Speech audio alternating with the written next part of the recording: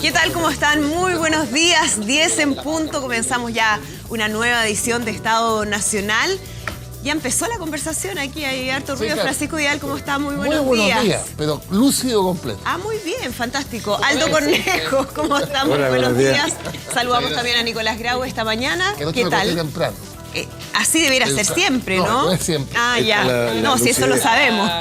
Gonzalo Miller, buenos días. Loreto Seguel. Hola, muy buenos días. Silvia Izaguirre, buenos días. Vamos a comenzar de inmediato a analizar lo que es esta semana, ¿no? Cuáles han sido los temas más importantes, pero también lo que se viene, porque estamos a solo horas de conocer el fallo de la Corte Internacional de Justicia de La Haya en relación a la demanda que presentó Bolivia para tener un acceso soberano al Pacífico, una demanda en contra de nuestro país, y ya estamos con cobertura completa para conocer detalles de lo que se está viviendo en la Corte Internacional. Mauricio Bustamante, ¿cómo estás? Muy buenos días. Cuéntanos qué ha estado pasando por allá en las últimas horas. ¿Qué tal? ¿Cómo estás, Andrea? A nuestros panelistas también ahí en la mesa de Estado Nacional y, por supuesto, a todo nuestro público. 10 de la mañana en punto, 3 de la tarde aquí en Holanda. Tú decías, ¿faltan algunas horas? No, faltan exactamente 24 horas para que mañana aquí en la Corte Internacional de Justicia se inicie la lectura del fallo respecto de esta demanda que Bolivia presentó hace más de 5 años y que pide a la Corte Internacional de Justicia, el máximo organismo judicial de Naciones Unidas, que se obligue a Chile a negociar y que producto de esa negociación se obtenga un acceso soberano al mar. La lectura del fallo comienza puntualmente a las 10 de la mañana en Chile, 3 de la tarde de Holanda, de este día lunes. Va a estar a cargo del presidente de este tribunal y se debiera extender por aproximadamente una hora 15 minutos, les han dicho las delegaciones, el secretario del tribunal. A esta hora en La Haya ya están tanto las delegaciones de Chile como de Bolivia. La de Bolivia llama la atención nuevamente por la presencia del presidente Evo Morales, que arribó esta madrugada después de un vuelo de cerca de 15 horas en el avión presidencial boliviano, que por su autonomía tuvo que hacer 2 escalas para reabastecer combustible en Fortaleza, en Brasil, y luego en las Islas Canarias, y llegó cerca de las 7 de la mañana al hotel, el mismo que lo alojó cuando estuvo aquí presente en los alegatos en el mes de marzo. Nuestro compañero Francisco Moreno fue el único que lo sorprendió a esa hora de la madrugada al llegar al hotel. Incluso pudo compartir con él la primera actividad que tuvo el presidente Morales, que fue un ejercicio ahí, su rutina de ejercicios en el gimnasio del propio Hotel Crown Plaza. Pero curiosamente, y de verdad nos ha llamado la atención, la prensa oficial boliviana ha hablado del irrespetuoso periodista chileno, nuestro compañero de trabajo, que claramente lo único que hizo fue primero saludar al presidente Morales y pedirle una primera impresión a su llegada a Holanda. Pero es algo que ha molestado incluso a nivel oficial por parte de la ministra de Comunicaciones de Bolivia, que considera que este es un acto irrespetuoso el interrumpir al presidente en una agenda que no estaba previamente fijada. Pero bueno, más allá de la anécdota, el presidente Evo Morales se ha reunido durante esta jornada con su equipo de trabajo, con el agente, con los coagentes. Recordemos que él ha invitado también a expresidentes de Bolivia a la ceremonia de mañana. Está el vocero de la causa, el expresidente Carlos Mesa.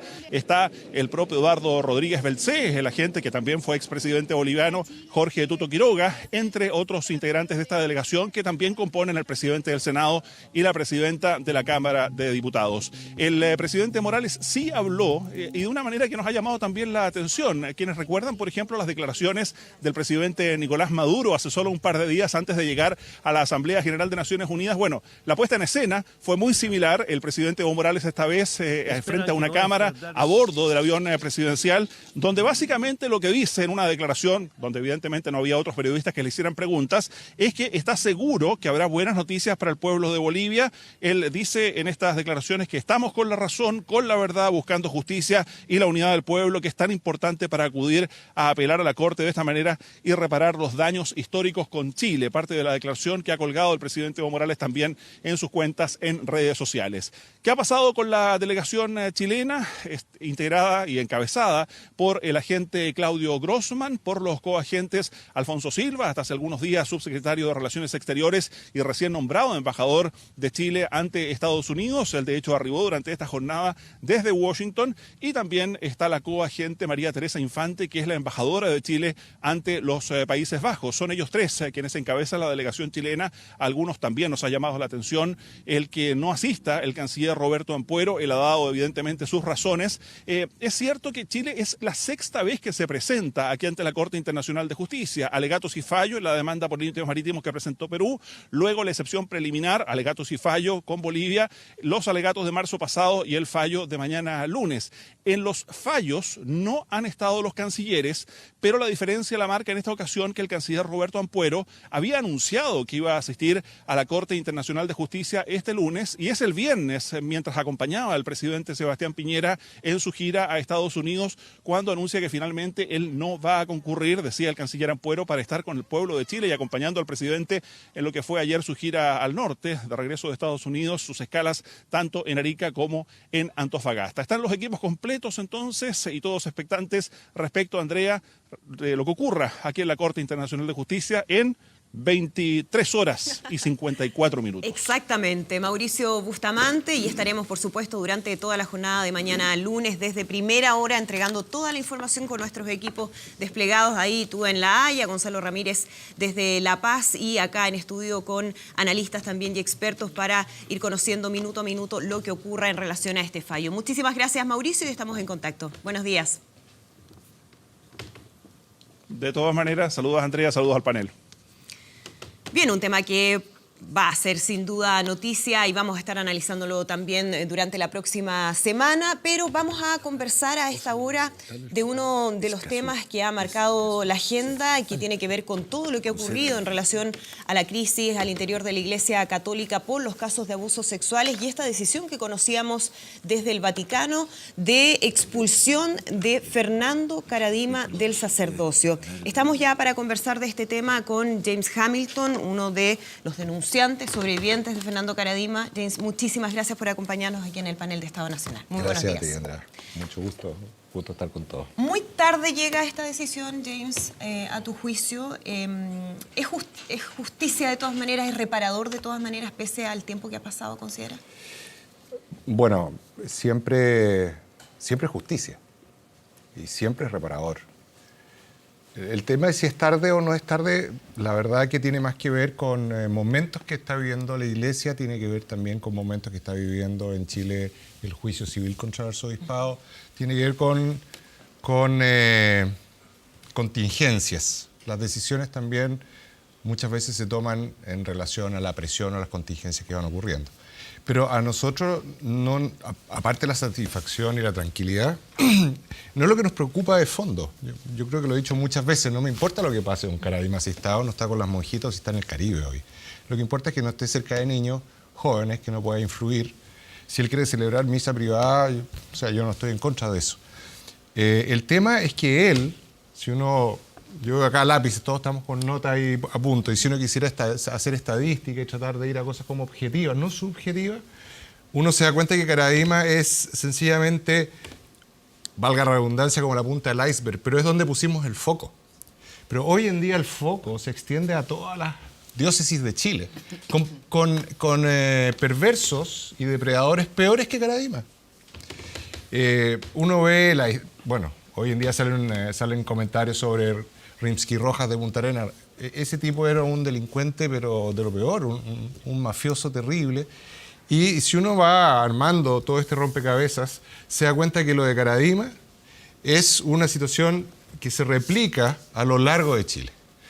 Otra de las cosas que a uno le llama la atención, y por lo cual yo creo que el Papa, haciendo una especie de corte suprema de la Iglesia, porque en el Código Canónico uno dice, pero ¿cómo? La legítima defensa. En las leyes de ellos, en la Corte Suprema es la que corta el queque el Papa. Esa es la realidad. Pero uno dice, el problema es que Karadima nunca pidió perdón, nunca ha reconocido. Pero si ustedes se fijan, es la misma conducta que tiene Errázuriz, Esati. Ellos tienen unos perdones al voleo. Jamás han dicho, oye, le pido al señor Cruz que me perdone todo el daño que le he hecho. Los mails que le mandé diciendo que era una serpiente, la obstrucción que hice para que no entrara en el Comité Vaticano contra el Abuso. Él nunca ha dicho, nunca ha pedido, digamos, perdón o ha llevado una reparación o ha reconocido el daño o su ¿Y eso responsabilidad. por qué? ¿Cómo se entiende? ¿O cómo lo lees tú, James? Bueno, es fácil. Yo creo que aquí uno se tiene que remitir a lo que nos mencionaba el Papa en esa carta que hizo a los chilenos. Es una cultura del encubrimiento, una cultura de corrupción en toda la casta de los líderes eclesiásticos chilenos. Cuando conversábamos con él, él nos decía, esto es una mafia. Así se refería a lo que estaba ocurriendo en Chile, una mafia. ¿El Papa? El Papa, tal cual. Claro. Porque nosotros, nuestra principal angustia, ¿cuál fue el tiro de gracia para nosotros? Que casi nos mata. Y textual, porque en esos momentos uno está tan mal que le puede hacer una especie de lo que se llama un acto fallido, ¿no es cierto? Y puede terminar chocado, puede terminar, ¿no es cierto?, un día... En cualquier circunstancia puede terminar muerto, ya sea que alguien, como al principio teníamos temor, ¿no es cierto?, teníamos al jefe de la inteligencia del ejército, que era Eduardo Aldunate, completamente cercano a Caradima, que además hacía declaraciones contra nuestro cuando estalló el caso. Nosotros andábamos aterrados. Pero, ¿qué ocurre? Que cuando va de alguna manera pasando el tiempo, uno se da cuenta que la actitud, la forma de ataque es mafiosa. La persecución laboral. Y lo otro que también da también ese aspecto mafioso es la conexión con los estamentos del Estado. Porque vemos que un Elioromate va donde el fiscal nacional de la época, sin pedir ningún permiso, le pide audiencia, entra inmediatamente y le dice, oye, ¿sabes qué? Nos sigan persiguiendo a Caradima. Tanto que el tipo en el Mercurio pide disculpas de lo que hizo. O sea, no estamos hablando de criterios, o sea, impresiones, suposiciones. Yo estoy hablando acá de hechos. Tenemos a toda la Conferencia Episcopal de Chile, no está renunciada, fue echada. Van a ser reconfirmados si es que alguno queda. Eso es inédito en la Iglesia Universal. Ahora, si se llega a ese extremo, que es un hecho, lo concreto, que es lo único que uno no lo pierde en esta locura, entonces, claramente, cuando estamos hablando de corrupción y de mafia a nivel de todos los arzobispos y los líderes, yo creo que el resto es una defensa que es la negación, ¿no? Francisco Vidal tiene una pregunta. Sí, escuchándote, para mí Caradima es más que un depredador, es un símbolo. Y que se rodeó de una élite que lo protegió. Entonces, con nombre y apellido, hablaste de Mate y su famosa entrevista con Chaguán. Toda esta gente que salió, nunca me olvidaré, la señora de Mate, la Pilar Capdevila en la televisión. Sacamos de la cresta. Sí. ¿Esa gente se ha acercado a ti? ¿Así me equivoqué cuando les sacaba la cresta? ¿Cuando los humillaban? ¿Cuando los trataban de loco? No, nadie se ha acercado a nosotros. Los que sí se han acercado a nosotros y hemos establecido una muy buena, como te diría yo, un muy buen reencuentro, son varios sacerdotes de la Pía Unión, que también sufrieron ellos también algún abuso sexual, otro abuso de conciencia, y que hoy en día algunos de esos sacerdotes, por ponerse en lo que yo siento, y yo creo que el resto del país también, en la postura de la verdad o una postura que uno consideraría más cercana al Evangelio, están siendo perseguidos por sus propios obispos.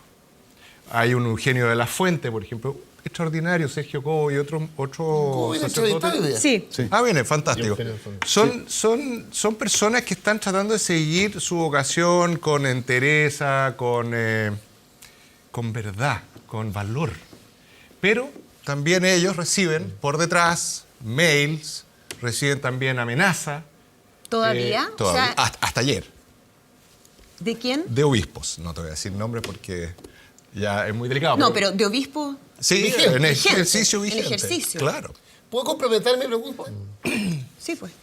¿Qué crees tú que llevó a esta parte de la élite política, económica, empresarial a proteger a Caradima? ¿Por qué la Iglesia del Bosque era como el negrito de Harvard de la Iglesia en la dictadura? Tú sabes que en la Iglesia del Bosque se reunía toda la gente partidaria de la dictadura porque no soportaba ir a otra parroquia, weón. ¿Por qué crees tú que? ¿Por qué esta cosa más allá de la fe, ¿no? Se transformó en una especie de protector de un sector de la sociedad chilena?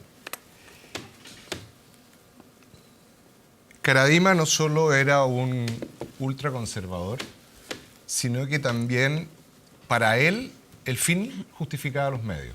Si había que mentir, había que mentir. Era más, frente a los ojos de Dios, era más grave la consecuencia de decir la verdad de algo que la mentira. No hay que olvidarse que él protegió a un grupo de jóvenes de la época, obviamente, en una gran equivocación, muchos de ellos reconociendo lo que hicieron, ¿no es cierto?, del atentado de Schneider. Él escondió a algunos de esos jóvenes en el torreón, en el campanario de la iglesia del Bosque. Ayudó a que salieran del país, a Paraguay, a otros lugares. Entonces, él se transformó no solamente en el que aliviaba las conciencias de tanto crimen, porque no estamos hablando de conciencias solamente de cosas que cualquiera de nosotros podría cometer, ninguno de nosotros es santo, ¿te fijas? Pero estamos hablando de cosas ya mayores. Entonces, él les aliviaba la conciencia para poder seguir, o bien, lucrando, abusando, o lisa y llanamente matando o haciendo desaparecer gente. Entonces, este Caradima, que además por fuera tenía un tono parecía San Agustín, o sea, no lo sacabas de una especie de prédica basada en santos y en mucha historia mítica. Y generalmente, cuando se le trataba de hablar sobre el gobierno, la dictadura, él decía, oye, pero esto está muy bien definido en el Evangelio. Dátele al César lo que es del César. Hay que respetar nuestras autoridades, son las autoridades que Dios nos ha puesto. Entonces no había ningún tipo de crítica. El discurso era perfecto. Y era un discurso que era más que digerible, era deseable para toda esta gente y toda la autoridad. No hay que olvidar que en Chile uno siempre habla de mayoría. La verdad que las mayorías en Chile son las minorías. Son muchas minorías y tenemos una minoría que lamentablemente es demasiado minoría porque acumula la riqueza del país. Y el otro día lo decía, a mí me da vergüenza cuando aparece en la revista Forbes las personas más ricas del mundo y que ahí aparezcan varios chilenos. Con la brecha que hay, con el problema, con la situación económica histórica, eso es vergonzoso. Fantástico que la gente le vaya bien, tenga riqueza, lo pase fantástico. Pero cuando se produce una cosa en que ninguno de ellos tiene la capacidad ni siquiera de disfrutar ni un décimo de lo que tienen, ya se va generando una situación en la cual genera rechazo. Y lo otro es que ellos son los que también controlan, hasta hoy yo creo controlan y intercambian poder con la iglesia. Ayer salía en el Mercurio, ¿no es cierto?, una especie de historia, yo lo puse, sobre los eventos del caso Caradima. Fíjate que el único que no aparece es el más digamos, canónico y relevante, que es la investigación de Monseñor Eliseo Escudero del 2006, donde le dice que tiene que investigarlo, lo tiene que llevar a juicio, donde además viola Errázuriz el derecho canónico. Errázuriz delante de nosotros, cuando fue la investigación en el juicio civil, cuando estaba hablándole el ministro Muñoz, le hace las preguntas y le dice, bueno, y usted, así, le dice, off the record, esto no va a quedar aquí, por favor, le dice al actuario, no escriba esto. Le dice, ¿usted tiene algo que decirle a estos jóvenes? Pues estamos ahí. Y él llega, se pone así, una actitud soberbia y dice, no tengo nada que decirle. Yo actué en perfecta conciencia y seguí todos los cánones del derecho canónico. Y eso fue lo que él declaró. Después, obviamente, uno te dice, es un cardenal, y tú dices, obvio, no puede estar violando el derecho canónico. Bueno, después, ahora, estando en Roma, en la Congregación para la Doctrina de la Fe, nos dimos cuenta que violó todos los cánones del derecho canónico. Por de pronto, hoy, y en esa época, porque ya es 2002, por la nueva forma de enfrentar esto por los obispos norteamericanos, se había hecho que esto fuera difundido a todo el mundo y la Conferencia Episcopal Chilena lo asumió como propio, donde incluso una denuncia anónima debe ser considerada. Incluso anónima. Y eso no ocurre. No. Y ahí viene la clave del encubrimiento de él. Y él ahí llega, corta esto, sigue sin investigar y pasa el tiempo. Y obviamente los delitos criminales prescriben. ¿Por qué prescriben? Porque acuérdense que cuando hay un delito que se repite en el tiempo, no prescribe. Porque en el fondo, aunque la persona ya tenga 40, 60 años, no va a prescribir. Bueno, ellos esperaron que esto prescribiera. Entonces, está la ministra Jessica González. Son como hechos de la causa. Ella, en su dictamen de más de 50 páginas, pone ahí lo que yo llamo la guinda de la torta. Si uno lo lee, al final ella dice, aparte, dice menores de edad, que ha confirmado que éramos menores de edad. 2, la defensa de la iglesia que dice no eran todos mayores de edad. 3, o sea, 2, llega y dice, bueno, y ella lo nota en el fallo, no en las 1000 y tantas páginas. Dice, bueno, y quiero dejar constancia de cuando el cardenal Errázuriz le comenta al señor Caradima que él había tenido que pagar cerca de 500 millones de pesos para que no publicaran un libro acerca de él sobre también temas de abuso sexual u otras cosas. Lo pone la ministra Jessica González. Entonces, hoy tenemos y ha habido suficiente antecedente para que el juez Muñoz hubiese fallado en conciencia. Y por eso, a mí lo que hoy en día me da mucha pena es que vemos cómo el Estado defiende la autonomía de nuestros jueces, se va al Congreso, hay una gran discusión enriquecedora por lo demás, pero vemos también que hoy siguen los jueces, sobre todo los católicos, no siendo libres en sus fallos. El juez Muñoz nos decía a nosotros, delante de los abogados del arzobispado, les decía a ellos, lleguen a acuerdo. Los otros decían, no, si estamos tratando, pero lo que pasa es que, mire, le dice, ustedes van a hacer caer la Iglesia de Chile. Le decía el juez Muñoz a los abogados del arzobispado. Así todo. Saca este fallo, que en realidad es un fallo no en el fondo, sino que es un fallo que busca una especie de subterfugio. Silvia Izaguirre. Buenos días, Hola, James. ¿cómo estás? Hola. Le quería hacer, tengo dos preguntas. La primera, acá no se trata simplemente de criminales que están en la iglesia, que es una institución con seres humanos, sino que parece ser mucho más grave porque yo no conozco denuncias de personas, de sacerdotes, que hayan conocido estos hechos y hayan denunciado estos hechos. Es decir, no solamente hay personas criminales que abusan de niños, sino que al parecer hay una cultura al interior de la iglesia de encubrir a estas personas, compañeros que se podrían haber enterado y que no han declarado. Al menos yo no he conocido declaraciones de sacerdotes. Y también está involucrada la alta jerarquía de la iglesia. Es decir, acá Errázuriz y Esati, como usted ha dicho, recibieron estas denuncias y no hicieron nada, eso es encubrimiento. ¿Por qué el Papa se demora tanto en echar de la iglesia a Esati y a Errázuriz si son criminales y están, digamos, o sea, que hay un tema institucional? Y lo otro, Pero sí el que otro lo dijo punto... el Papa. Se lo preguntó una representante de Voces Católicas. Rece por mí porque todavía no No he encuentro encontrado nadie, dijo. Oye, pero no importa, o sea, ese no es un argumento. Bueno, está bien. Y lo segundo, dos cosas más cortitas. Esto no solamente ha pasado en Chile, esto pasó en Irlanda, esto pasó en Boston, esto está pasando en varios países del mundo. Esto no llegará hasta el Vaticano, esa es mi pregunta, no llegará hasta el Vaticano. ¿Y qué pasa cuando hay una norma desde la alta jerarquía de encubrimiento hacia abajo? ¿Qué pasa ahí? Y segundo, ustedes están en un juicio civil. Ustedes saben que en Boston la Iglesia Católica quebró por las indemnizaciones a las personas. Acá en Chile yo sé que hubo un juicio civil, lo perdieron, ¿verdad? Porque un miembro de la Corte falló a favor de la Iglesia, pero se puede hacer otro juicio para indemnizar a las víctimas. ¿Ustedes están en esa línea? Sí, mira, voy a fui ordenando. Lo primero, ¿por qué sacerdotes no han denunciado? ¿Por qué obispos no han denunciado? Bueno, eso es como ya la prueba máxima de que esto ha sido la pega de las víctimas en todas partes del mundo. Lo segundo es la prueba máxima de lo que es el secretismo, que es uno de los elementos de la perversión. El abuso necesita crecer en el secreto y eso es el encubrimiento. Entonces, lo que tú dices es esclarecedor porque en el fondo va mostrando las herramientas en las que se cimienta el abuso y la corrupción, la mafia. Y nosotros tuvimos el comentario de un sacerdote muy famoso, muy querido, que le comenta a José Andrés Murillo y le dice, mira, yo sé de sacerdotes hermanos míos, de mi orden o congregación, que, bueno, han abusado. Entonces el otro le dice, pero ¿qué estáis? ¿Por qué no? Es que fíjate que yo siento que es como un hermano mío. Sería como que un marido fuera a testiguar contra la señora. Imagínate el argumento.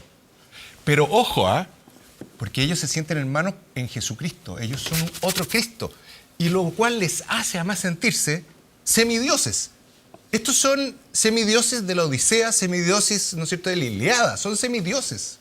Porque el resto del mundo, que se supone que ellos están al servicio, como yo decía, no tiene ningún sentido en esta cosa simbólica que no me gusta mucho porque no somos ovejas.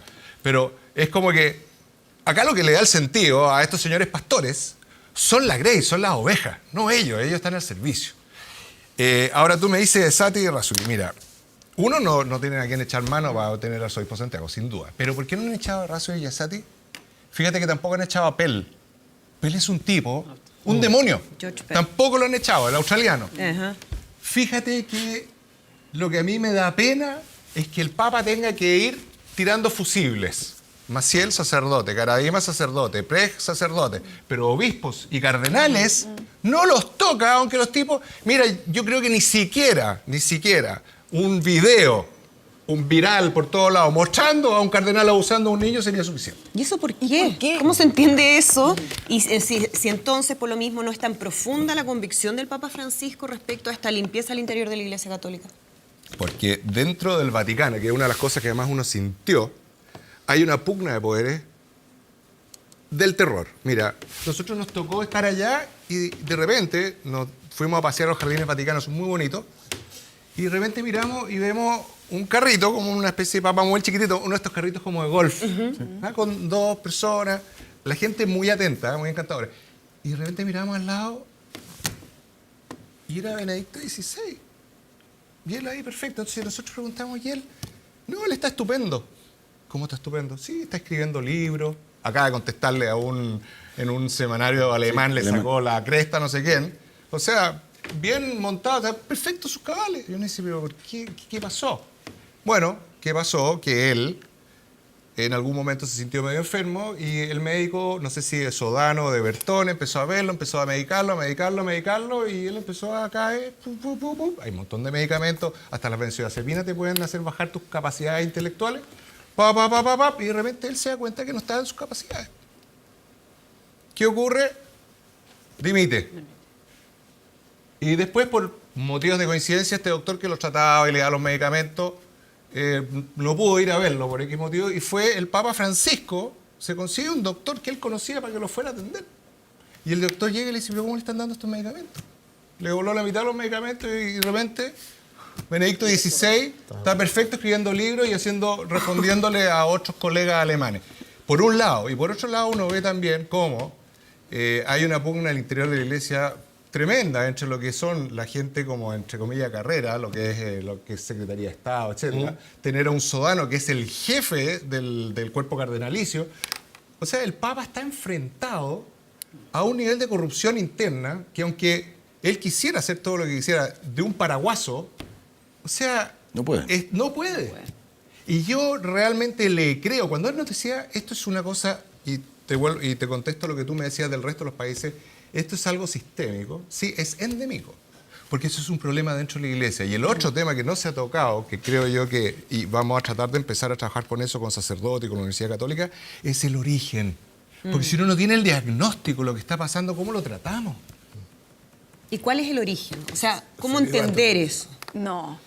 Mira, yo creo que es súper difícil. No es el celibato. No es el Y no celibato. tiene nada que ver con la homosexualidad. De hecho, en Australia se vio que de sacerdotes los que más usaban a los heterosexuales más que los homosexuales. No tiene nada que ver. De hecho, el homosexual, heterosexual, lesbianismo, lo único que tiene que ver es hacia dónde uno enamora su corazón. No hace ninguna distinción entre nosotros. ¿Me fijas? Sí, la distinción es el corazón, cuál es el objeto del amor. Bueno, y en ese sentido, probablemente esto nace de temas de poder, temas de formación, temas de selección. No se olviden que hoy en día un porcentaje grande de nuestros niños, nosotros mismos, sufrimos lo que se llama eventos adversos de infancia, que te marcan, que en el fondo te definen en el resto de tu vida. Una familia, por ejemplo, no solamente de maltrato o de abuso, también puede ser de indiferencia. En Estados Unidos, el estudio de eventos adversos de infancia se hizo en casi todo, eran puro universitarios, buena situación familiar. 60% de ellos narraban al menos un evento adverso de infancia. Y se asociaba a las enfermedades, y tenían más obesidad, más diabetes, más asma, más artritis reumatoidea, enfermedad autoinmune, y 200 veces más, no 200%, 200 veces más suicidios ejecutados que el resto de la población. Entonces, no es fácil tener para una pega en la cual estás solo, no puedes ejercer tu sexualidad de manera normal, que te pone una serie de trabas que supone que tú tienes que inhibir, doblegar, que esto va a demostrar tu capacidad. Si no tienes además de eso un estado psicológico realmente de autoestima y de amor full. Gonzalo Miller. James, primero, lo que me nace como católico es darle a través tuyo la gracia a todas las víctimas. Y lo digo ¿y por qué lo digo? Porque en el fondo había un rincón oscuro donde se estaban cometiendo abusos, donde existían estas cofradías, estas mafias, y ustedes con persistencia, con valentía, con todas las dificultades que tú mismo estás relatando, con todo el descreimiento, no solo, y lo asumo también de los católicos, común y corriente. Porque era difícil sostenerse, la fe se sostiene sobre la creencia, y la creencia en una institución, y la creencia en aquellos que ejercen y visibilizan esa institución. Y ustedes persistieron, y lograron primero la credibilidad en los católicos, y finalmente la credibilidad incluso en el propio Francisco, en el Papa. Y yo creo que esta crisis de la Iglesia hay que abordarla sin pequeñez.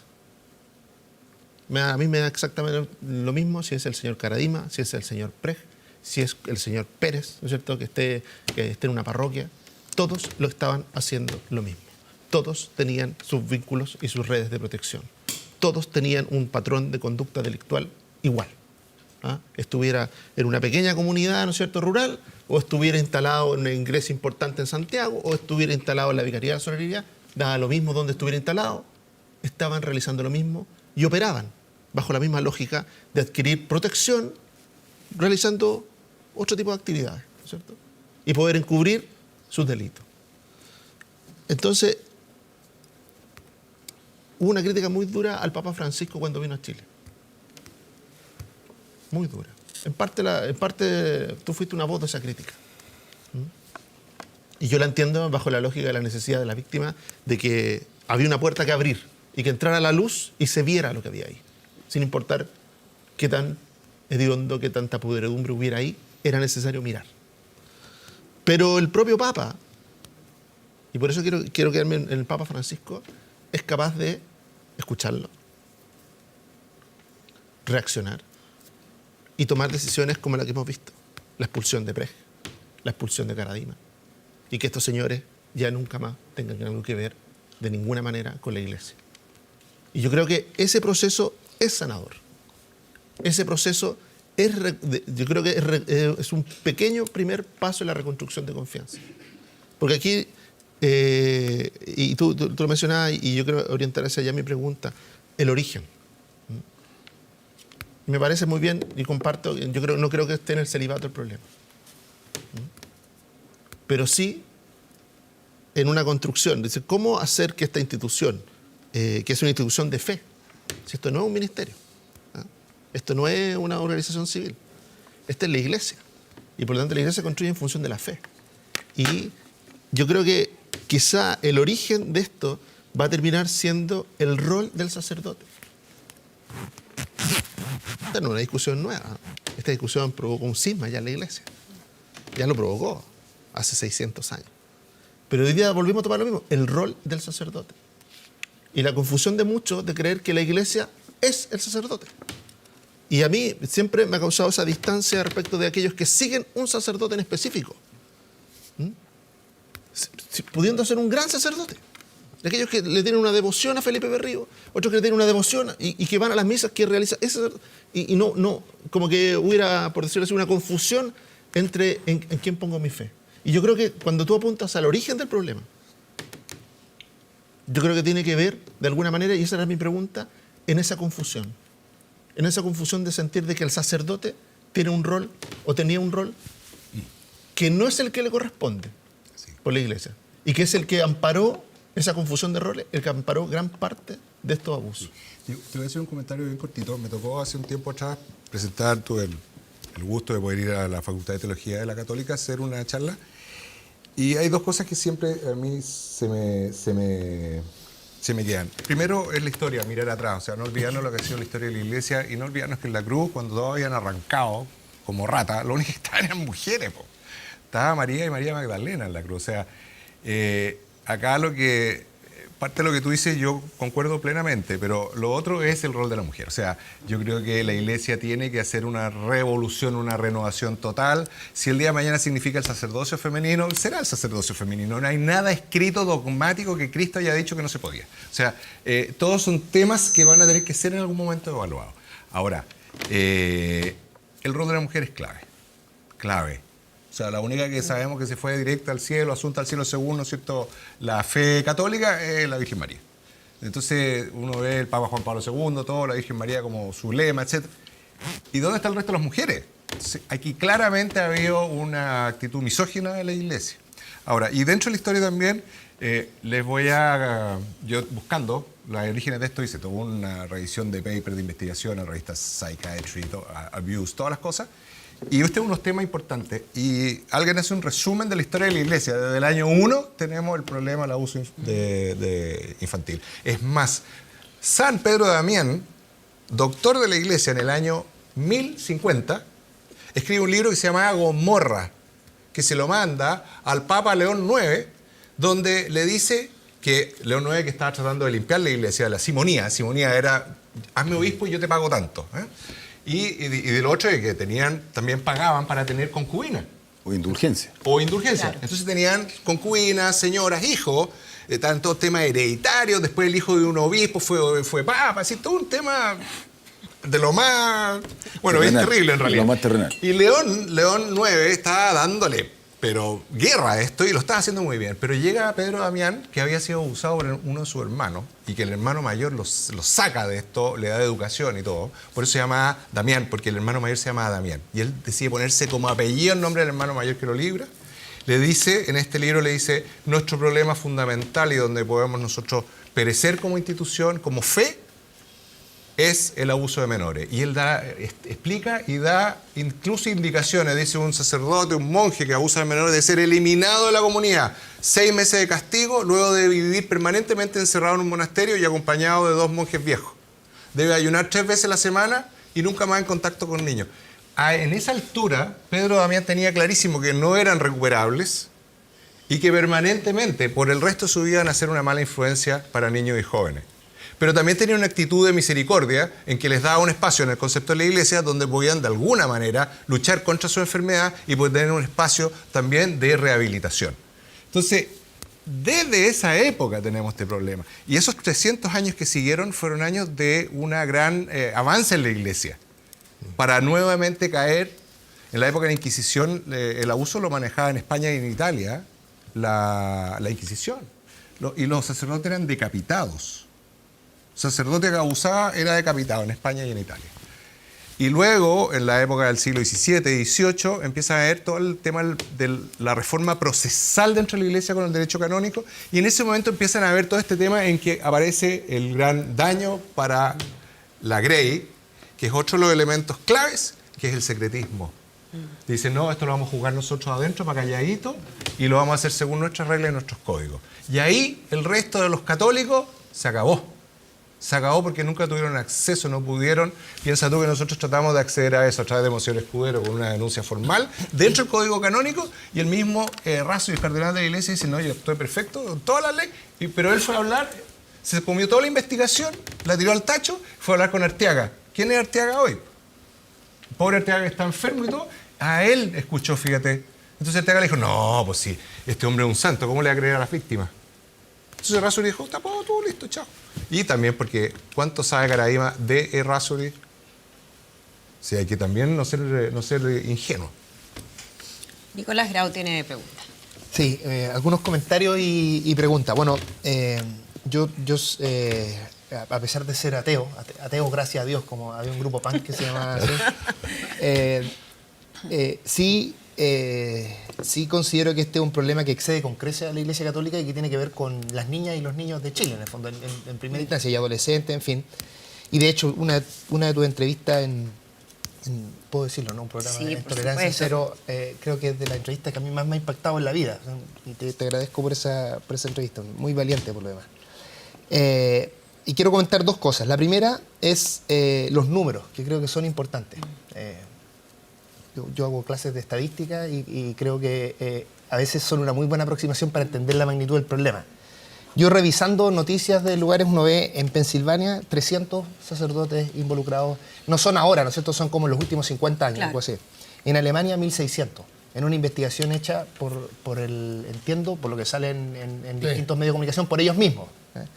En Chile se habla en torno a 100. Ahí busqué yo para tener una idea de cuánto eso del porcentaje. Dice, hay como 2.500 sacerdotes en la actualidad en Chile, para tener alguna idea de 226 publicó el Mercurio. No sé cuánto. Según la Bueno, investigación del estoy Ministerio tomando los Público. números que tomé de así una revisión rápida. Entonces, lo que uno ve con esto, lo primero es que, obviamente, este es un problema generalizado. Está esta película Spotlight del caso de Boston, en fin.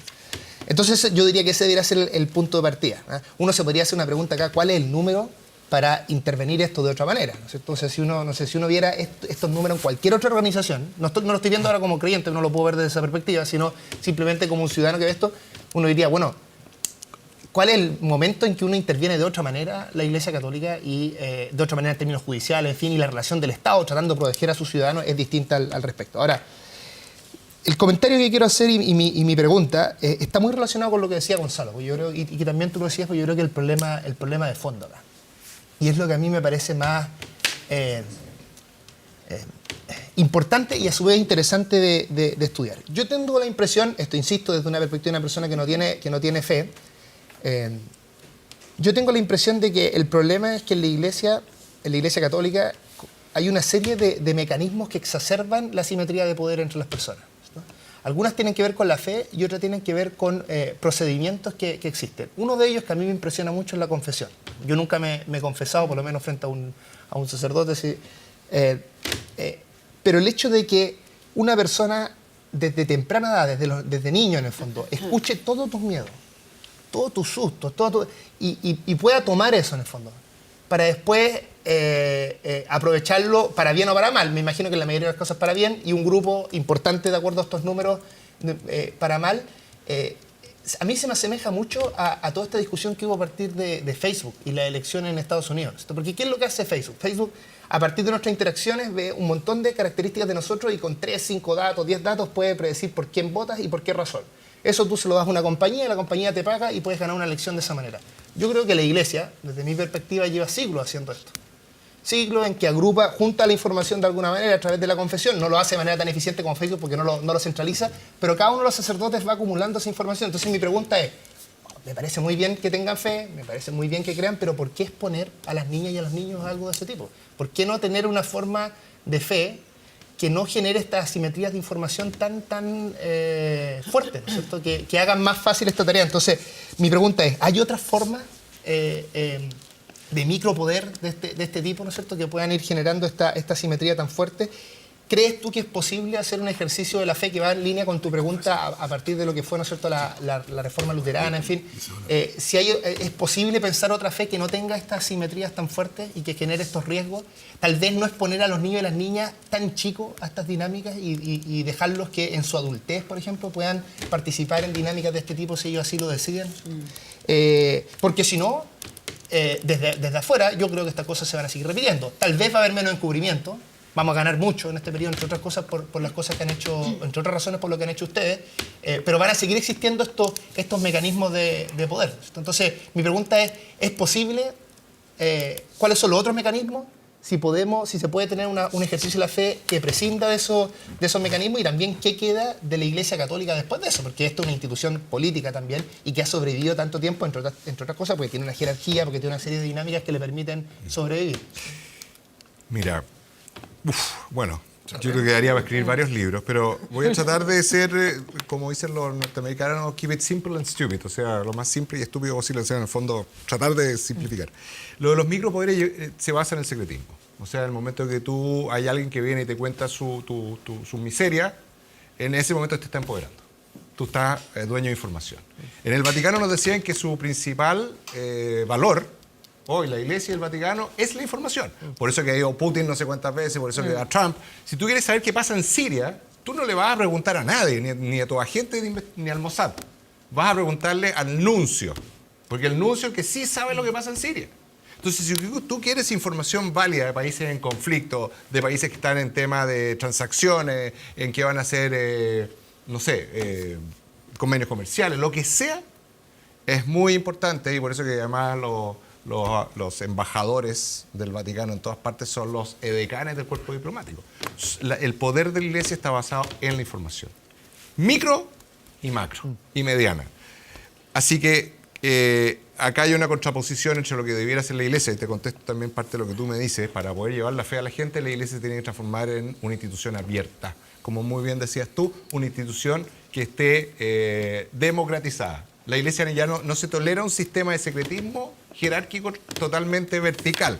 La Iglesia requiere, como fue en Chiloé, desaparecieron los curas 300 años, volvieron los curas, pensaron que la fe se había desaparecido, y fíjate que la Iglesia estaba más fuerte que en ningún lugar de Chile. Porque habían seguido todo tipo de diáconos, de personas que eran como laicos comprometidos, mantuvieron una fe viva con una potencia impresionante. Toda esta iglesita de Chiloé que hoy día son nuestro orgullo es gracias a ese periodo, en que algunos sacerdotes en esa época, jesuitas, franciscanos, qué sé yo, fueron a enseñar y dejaron establecidos núcleos, como lo que ocurrió también con San Pablo, con todo lo que era la iglesia original y primordial.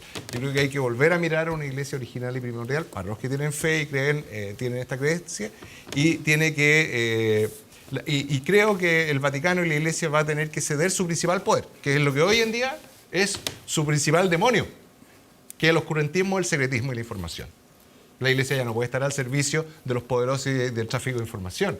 La Iglesia hoy en día tiene que estar al servicio de las personas, en cada lugar. Y Pero finalmente... ¿qué incentivos tienen para eso? Porque si Facebook no lo hace y cobra tantos recursos por eso, ¿por qué lo va a hacer alguien en...?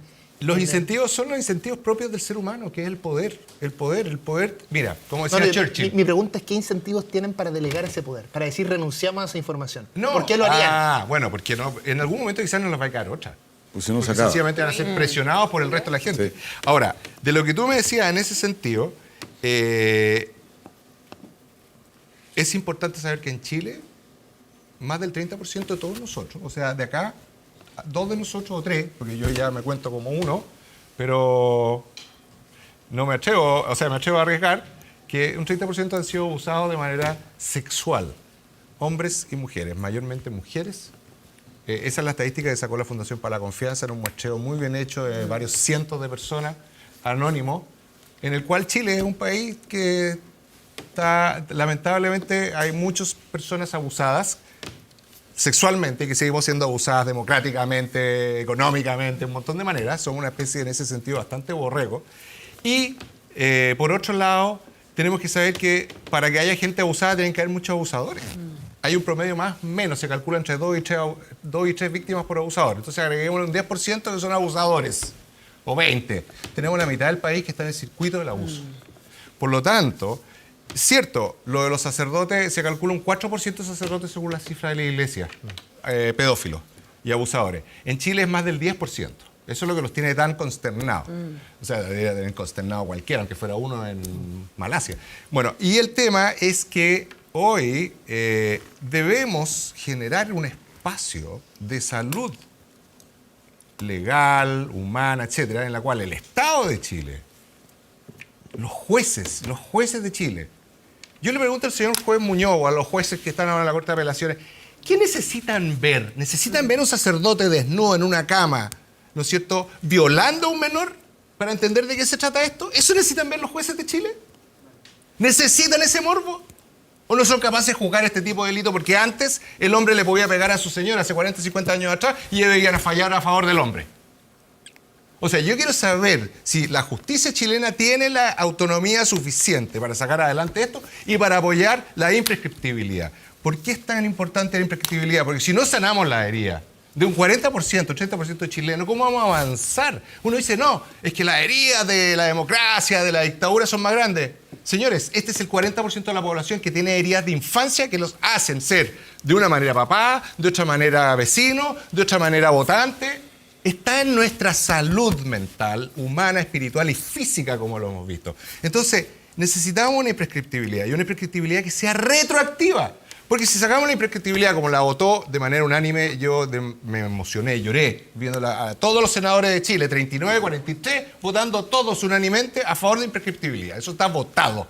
Y ahora, en lo que son un poco ya la cosa particular, es necesario la retroactividad. ¿Por qué? Porque si no, hoy en día, como tienes 10 años, los que hoy en día, los niños abusados de hoy, en ya 10 años más van a poder acceder a la imprescriptibilidad. Eso no te sana un país, eso no te da justicia, no da salud. Entonces tenía una tropa de abogados que son lo peor. No digo todo, para nada. Mi papá abogado, etc. Juan Pablo, fantástico. Aldo. No, pero hay una serie de abogados que llaman. Lamentablemente, nuestros queridos, yo les tengo mucho cariño a la mayoría de los políticos y de nuestro Congreso y todo, pero que llaman la academia. La academia. Yo he escuchado a la academia, ¿no es cierto?, abogados, que aparte de regirse por una estructura que viene de Roma, de cosas prestadas de la iglesia, de cosas decimonónicas, de código napoleónico, y los tipos no tienen una capacidad para nada de tener una mínima sensibilidad de lo que es la realidad que hoy día se le muestra por todos lados. El abuso, la enfermedad y la necesidad de paz social y cicatrización. Entonces, si van a seguir estos abogados, piensen ustedes que el Código de Derecho Penal, que se está ahora manejando, la reforma, dos de los abogados más importantes eran los abogados de Errázuriz, influenciados por Rivera, que defiende a Pregi y a otros. Todo ese grupo de gente está metida en las reformas legales. Entonces, sacamos una ley de imprescriptibilidad y de repente por el lado, ¡pum!, aparece un jabalí, un toro que te revienta todo. ¿Por qué? Porque se renovó el Código Penal y ya se acabó eso. Ahora ya la prescripción sí la vamos a alargar por unos 10, 15 años. O cuando se considere que el juez piensa que empezó a cursar el daño. Imagínense los conceptos. ¿Cómo definir ese daño que no se acaba nunca? Y no solo eso, sino que también está el tema de la imprescriptibilidad civil. ¿Cómo se repara esa gente? Llega, sí, ¿vieron el anuncio de Sátipo? No, nosotros vamos a reparar a las víctimas, estamos reparando a las víctimas. ¿Qué tipo más mentiroso? ¿Cómo no se le cae lo poco o nada de pelo que le queda? ¿Cuándo han hecho una reparación? Fíjense que el colegio de mi hijo, Diego, Verbo Divino, que ocurrió una serie de eventos traumáticos terribles, de las cosas más penosas que me ha tocado nunca. Algunas lo mencioné en Tolerancia Cero. Fíjese que el rector de ese colegio en esa época, que protegió además a Guinaga, el cura que abusaba a dos niñitos menores de 6 años, ¿saben quién era? Pelegrín, obispo de Chillán, acaba de ser aceptada su renuncia. Un gallo de 60 años, o sea, no están aceptando la renuncia porque es mayor de edad, o porque ya cumplió. Ese era el rector del colegio Verbo Divino, de los cuales han salido muchas personas conocidas en Chile en esa época. ¿Ustedes creen que alguien se acercó a mi hijo? Es más, tuvo un montón de amedrentamiento en esa época en que le mandaban a decir Juan Esteban Morales, que era el cura que mano derecha que era hasta el día de hoy, que estaba de párroco. Entonces lo invitaba a reuniones, que el santito me había perdonado. Entonces que si él quería ir a reuniones a la parroquia del Bosque. A mi hijo Diego, en el colegio Verbo Divino. Tenemos la palabra al abogado, Aldo Cornejo. Perdón, Aldo. No, yo estoy de acuerdo con lo que planteas tú respecto para partir por la imprescriptibilidad, porque el debate que ha habido acá, que es un típico debate que se produce en estos casos o similares, ha sido entre privilegiar la seguridad jurídica y por tanto que todas las acciones tengan un tiempo para poder prescribir. Lo cual, claro, en otro tipo de delitos pudiera ser aceptable, pero aquí estamos hablando de que la imprescriptibilidad, que el transcurso del tiempo lo que hace es finalmente proteger a las víctimas. O sea, esa decisión que el Congreso ha tomado, en particular el Senado, y que ustedes promovieron, entiendo, después de la visita al Papa o durante la visita al Papa. Esto partió del 2010. Pero tomó vuelo ahora. Sí, porque el presidente declaró que en su urgencia iba a la imprescriptibilidad total. De modo que ahí la discusión es: uno privilegia la seguridad o tranquilidad jurídica o privilegia el beneficio a las víctimas, que normalmente son menores. Y ahí hay una serie de consideraciones que ustedes hicieron una presentación muy interesante, un abogado, no me recuerdo en este minuto, un profesor en la Comisión de Constitución de la Cámara de Diputados en su momento. Bueno, pero yo quisiera decir un par de cosas para hacer una pregunta. Porque para quienes fuimos formados en colegios católicos,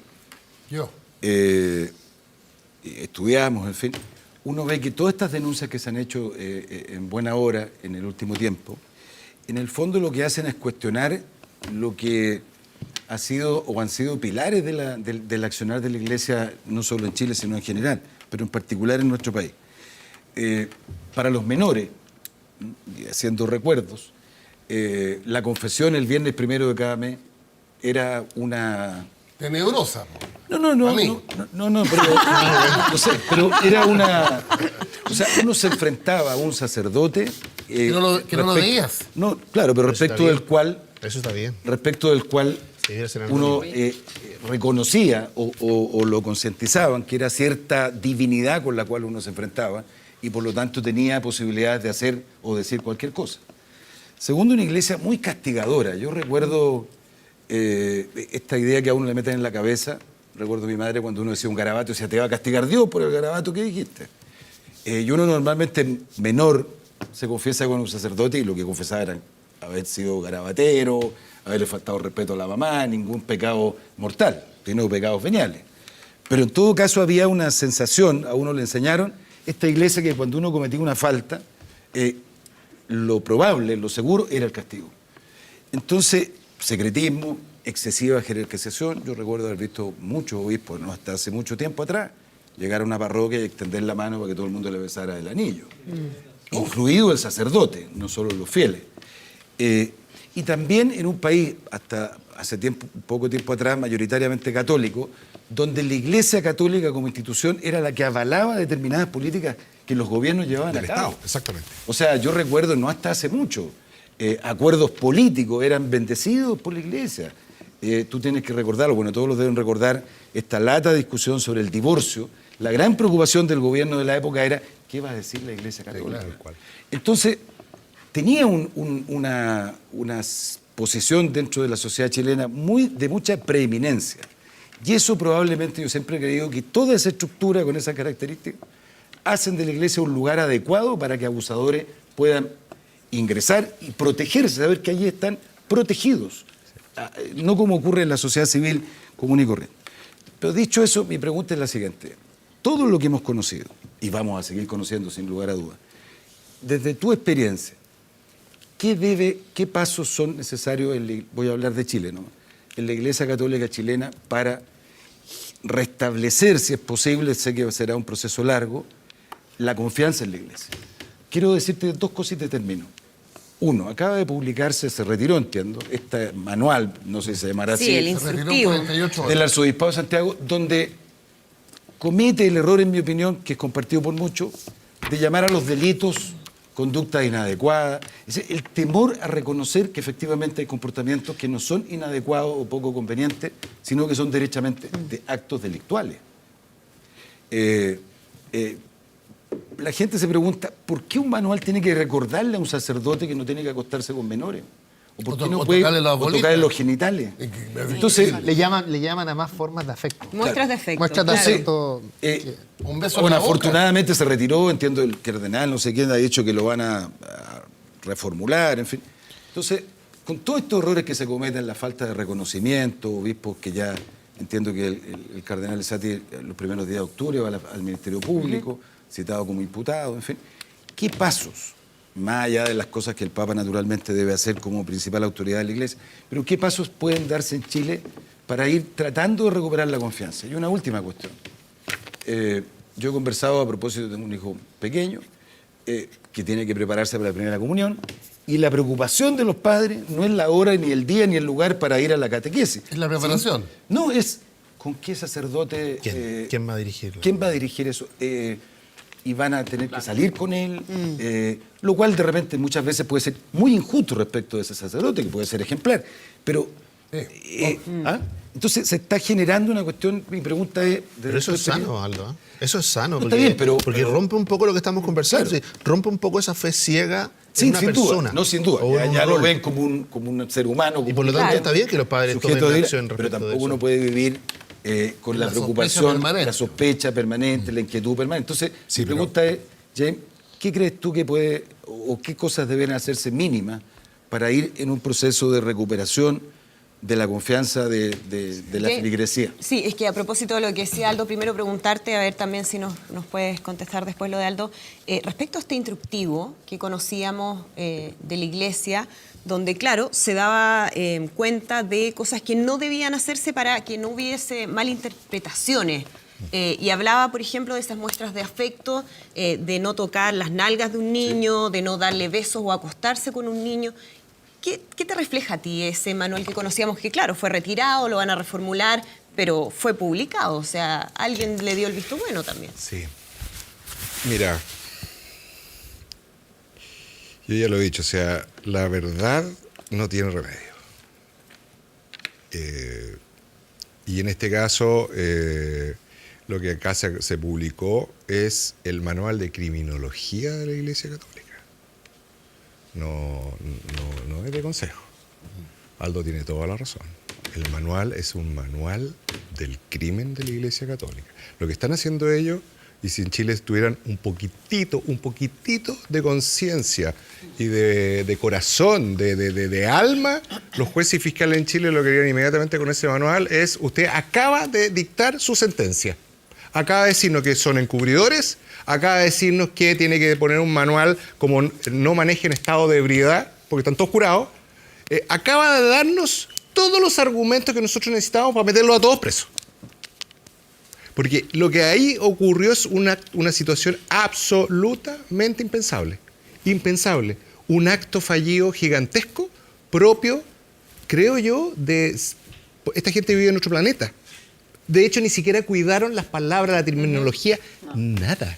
Y eso demuestra que no pueden tener un rol en nuestra sociedad, porque ellos están en un mundo de la perversión. Entonces, este manual que yo lo llamo... En relación a la actual jerarquía. A la actual jerarquía, yo le llamo. Ahora, la pregunta es que no, el problema fue la traducción. ¿De dónde lo tradujeron? ¿Esto venía de dónde? ¿Cuáles? ¿Estas son las indicaciones de la Iglesia Universal? No. Entonces, es importante aclarar el punto también.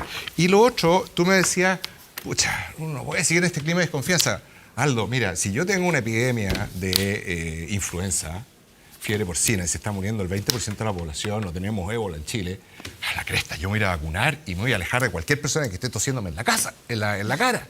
Porque si no sería una deslealtad y una traición con tu núcleo más querido, que es tu familia doméstica, tu casa, tu familia, tus hijos. No hay nada más importante hoy en día para cada uno, que es tu responsabilidad, tu grupito chico, lo que tú tienes que enseñar, a cuidar, a amar, a proteger, a darle todo lo que tú puedes. No puedes, porque la cultura, que todavía la tenemos subconsciente, del terror, porque en el fondo tú me contestas con miedo, porque es susto, ¿cómo? ¿Cómo mi iglesia puede ser esto? Es susto la verdad. Es la realidad. Mira este manual. Yo puse un tuit y dije, oye, ¿todavía están pensando en poner a los niños en colegios católicos? Oye, olvídate, me salía gente de todos los tipos de comentarios.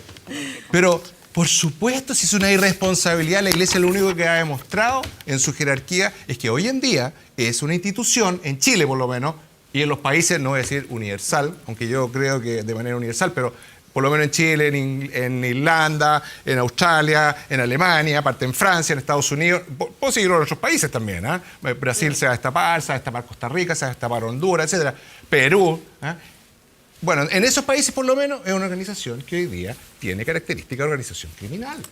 Acaba de dictar el libro de criminología religiosa. Loreto Seguier. James, bueno, se han dicho muchas cosas. Yo la verdad que es muy profundo lo que se ha ido hablando. Yo creo que indudablemente tú partiste diciendo esto fue la punta del iceberg, el foco en Caradima, pero esto es mucho más. Y este panel ha mostrado que esto tiene dimensiones incluso que le queda mucho por avanzar. O sea, yo creo que esto es de larga data. Yo creo hacer primero una reflexión y después una pregunta muy precisa respecto a algo que tú dijiste. Y una de las reflexiones que a uno le pasan mientras te escucha y hablamos acá y uno ha leído, es que primero, obviamente, aquí existe un problema sistémico gigante. Desde el punto de vista de la iglesia chilena, puede ser también en la iglesia como institución, pero este tema de los traslados que habían, el tema de los encubrimientos, desde el punto de vista jerárquico, desde el punto de vista institucional, el tema del silencio, que tú has dicho que respecto del tema del abuso, el encubrimiento y el silencio es dramático, o sea, es parte del ADN de cómo se genera después esto en el futuro. Entonces, esto es un tema sistémico, difícil de abordar, con una institución que además la Iglesia Católica, yo creo que no podemos olvidar, es una institución poderosa, desde el punto de vista de 2000 años, hay un 40% igual hoy día de fieles que se dicen católicos, o sea, esto es efectivamente algo de larga data. Yo leí el otro día una declaración tuya que fue antes de lo de Caradima y tú decías, siento que no se me escuchó nada de lo que dije. Y eso es lo que tú dices, esto no se soluciona mañana. Entonces, hay un largo aliento que si incluso para víctimas como tú, como lo que ustedes han liderado, que además conocen mucho más de lo que ha pasado, hay desaliento. Imagínate lo que queda para la ciudadanía común y corriente que ve y dice, no pasa nada, no se hace nada. Y ahí uno rescata cosas que tú dijiste que yo creo que no podemos perder de vista. Tú dices, por ejemplo, al interior del Vaticano, o el Papa en concreto, tiene una oposición y un universo de personas que no están de acuerdo con lo que él está haciendo y constantemente él está ejerciendo un tira y afloja, que no es menor. A uno muy profundamente de eso. Sí, ¿cuál sería? Estuvo aquí protegiendo a Pinochet, Sodano. Después. Está bien, pero ¿sabes lo que pasa? Que en el fondo, cuando tú, Pancho, le pones el concepto de Pinochet, yo te quiero decir una cosa. Lo que creo que nos hace muy mal sería solamente hablar del tema político, porque de la misma forma hace 2 semanas, es que ¿sabes lo que pasa? Hace 2 semanas sale Cristian Precht, que en el fondo fue el líder de la Vicaría de la Solidaridad, y entonces el tema de los derechos humanos se puso por sobre el tema de los abusos. Y eso no, o sea, y son lo mismo. Entonces, si esto lo empezamos a politizar, que la élite, que Caradima, que Precht, que la Vicaría de la Solidaridad, que el tema del bosque, yo creo que es mucho más profundo. O sea, es mucho más transversal. No es un milímetro más creo chico que la que en Caradima. el fondo lo que vive el Papa no tiene que ver con un tema solamente de la élite o no la élite. Es generalizado en su institución. Entonces, la primera reflexión es que indudablemente el Papa tiene un tremendo tema. O sea, no es fácil. Tú lo decías, lo que le pasó a Benedicto, la verdad que lo escucho y es duro de escuchar. Y ustedes lo vivieron ahí en primera persona. Segundo, lo que decía, aquí no estamos hablando de que en Chile hay 1, 2 o 3 abusadores. No es Caradima, no es Precht. Es un universo de institucionalidad de la Iglesia y donde además creo que hoy día hay un tema donde uno esperaría que cualquier persona que tenga atisbos del tema de abuso, de conductas impropias, no podría ser parte de la Iglesia. Y yo espero que hacia allá se avance. No solamente, tú dices una cosa muy, muy fuerte, James, cuando dices, si te fijas, se han tocado solo sacerdotes y no cardenales. Entonces la institucionalidad fuerte, que también está hoy día mezclada con el tema de abuso, tampoco, no es tan fácil de tocar. Entonces, y ahí pongo la reflexión final que uno dice, mira, este es un problema profundo, se avanza, hay un Papa al menos hoy día comprometido, el liderazgo que él tiene que ejercer, lo empieza a ejercer, no todo lo rápido que nos gustaría, pero yo creo que hay otro factor que empezó a pasar, al menos en Chile, y que en lo personal fue positivo. Yo creo que hoy día, y también pasó en Australia, por ejemplo, cómo el Estado empieza a tener también un rol. O sea, no fue menor que efectivamente, por los comentarios políticos o por los comentarios del presidente respecto de quién tenía que participar o si era o no conveniente en el Te Deum, finalmente Esati se termina restando. Si no, lo más seguro que hubiese sido el líder que hubiera liderado el Te Deum como históricamente era en este país y no hubiera pasado nada. Entonces, el rol del Estado, que es un poco lo mismo que pasó con el primer ministro en Australia, él pide la salida de ciertas personas importantes en la Iglesia, desde el punto de vista institucional. Entonces, este rol donde solamente uno dice, son ustedes, son los líderes que con mucho coraje, con mucha valentía sacaron esto, yo creo que hoy día tenemos un rol, muchos más. Es la ciudadanía, es el Estado, es el Poder Judicial, son las víctimas, no solo unas víctimas, sino que todas. Entonces, yo, preguntarte un poco eso, ¿cómo lo ves tú desde el punto de vista que ya no solamente queda en lo que fue el pasado, sino que lo que se viene para el futuro? Y lo otro que uno te escucha, uno dice, hoy día hay al menos un 30% de personas que han sufrido abuso sexual. Y lo que uno le pasa, y uno pregunta y se dice, lo más seguro, que en Chile hablamos mucho de la Iglesia Católica, pero hay una serie de instituciones jerarquizadas, instituciones de alguna manera bastante cerradas, que hoy día uno podría decir, ahí también entonces es parte de lo que se va a ir desencadenando. ¿Y cómo ves tú, desde lo que se ha hecho, desde lo que hace la Fundación para la Confianza, que van a haber espacios para que esas víctimas en otras instituciones, y no quiero nombrarlas porque lo creo que sería muy duro, pero uno tiene en la cabeza instituciones donde efectivamente el tema abuso puede ser hoy día parte de ese 30-40%, y no es solo la Iglesia Católica? Entonces, ¿cómo ves tú que tiene que avanzar Chile para darle espacio a esas víctimas? Porque son las víctimas las que van a denunciar y las que van a lograr que esta institucionalidad también salga a la luz los abusos. Sí. Comparto mucho lo que tú dices, mucho. La verdad que me interpreta un poco la visión. El principal abuso es dentro de la casa. Lamentablemente el abuso en Chile, el tío, 70, el padrino, 80% el primo. El papá. es en el ambiente familiar. Eso es terrible, pero eso también significa que hoy el tema con lo masificado que está requiere la presencia del Estado. Ustedes saben que yo en las presidenciales apoyé a la Carolina Goich. Tengo pensamiento quizás de centro-izquierda, más progre. Tuve la Alianza Francesa, así que... pero creo que el presidente, independiente de todos los memes, la historia y todo, creo que el presidente es genuino hoy pensando en el tema de infancia. Tanto él como su señora. Su señora, hay que olvidarse que es una experta en esto. Y ella ha escrito libros que fueron durante bastante tiempo manuales de referencia. Entonces, siento, a diferencia de tenerle aprecio a la presidenta Bachelet, todo lo que tú quieras, pero siento que en este tema, que para mí entender como doctor, como sobreviviente, como todo, tiene una relevancia país trascendental, como la relevancia del tema ecológico, todas las cosas, este tema siento que trae apoyo del presidente. Porque si no, el fiscal nacional y fiscalía no se habría puesto las pilas. Porque si no, también estaríamos ahora negociando de si son 20 años o 30 años la imprescriptibilidad. Porque si no, también estaríamos todavía en una situación en que, como salimos de la encrucijada del Sename, independiente de qué esté pasando, son intentos de nuevas estructuras de una papa caliente, que es complejísima, muy difícil y que necesita lo otro que tú decías muy bien. Nosotros necesitamos centrarnos en una cultura de la educación. En una cultura de la educación laica, mirando otros países, Islandia, Dinamarca. Fíjate que Dinamarca es Italia, pero principalmente Dinamarca, prácticamente ningún judío, danés o emigrante expulsado de Alemania durante la Segunda Guerra falleció. De los 20.000 judíos que habían en Dinamarca, solamente fallecieron 400, porque el país, el Estado, se negó a seguir las órdenes de los generales nazis, incluso en la mitad de la guerra cuando estaban ocupados. El pueblo danés protegió, escondió y cuidó a todos los judíos que habían en su territorio. Y cuando les pidió y fueron ocupados, y llega, esto es la Hannah Arendt, que lo dice, ¿no es cierto?, en el juicio a Eichmann, cuando llega y le dice, no, es que tienen que borrar a los judíos de Dinamarca, y fueron ocupados por los nazis, lo que ellos hacen muy bien, los suben a todos los barcos, usaron toda la flota mercante pesquera de Dinamarca para cruzarlos a Suecia, donde estaban protegidos. Y en Suecia además, y ahí grande Suecia, que acogió chilenos y ha sido siempre abierto, les dio trabajo, cosa que no les daba en ninguna parte. Lo que les quiero decir con este ejemplo es que esto depende de nosotros, de cada uno de nosotros, de estar atentos, de respetar, de confiar, hasta en la calle.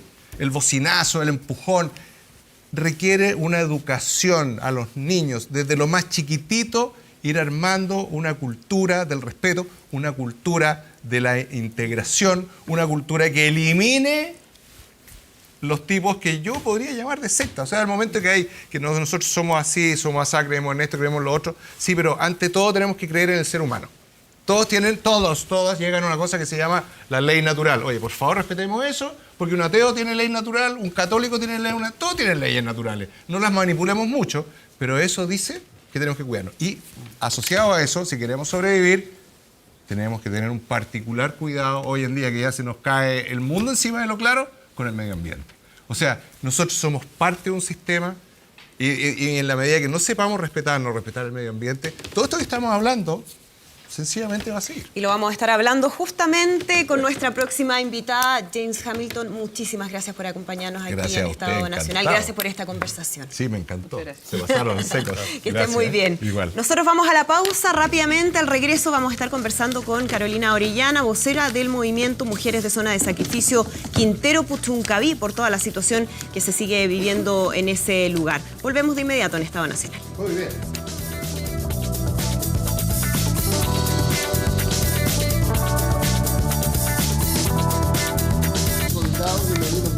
Bien, ya estamos de regreso en Estado Nacional. Le damos de inmediato la bienvenida a nuestra segunda invitada de hoy, Carolina Orellana, vocera del movimiento Mujeres de Zona de Sacrificio Quintero Puchuncaví. Muchísimas gracias, Carolina, por acompañarnos.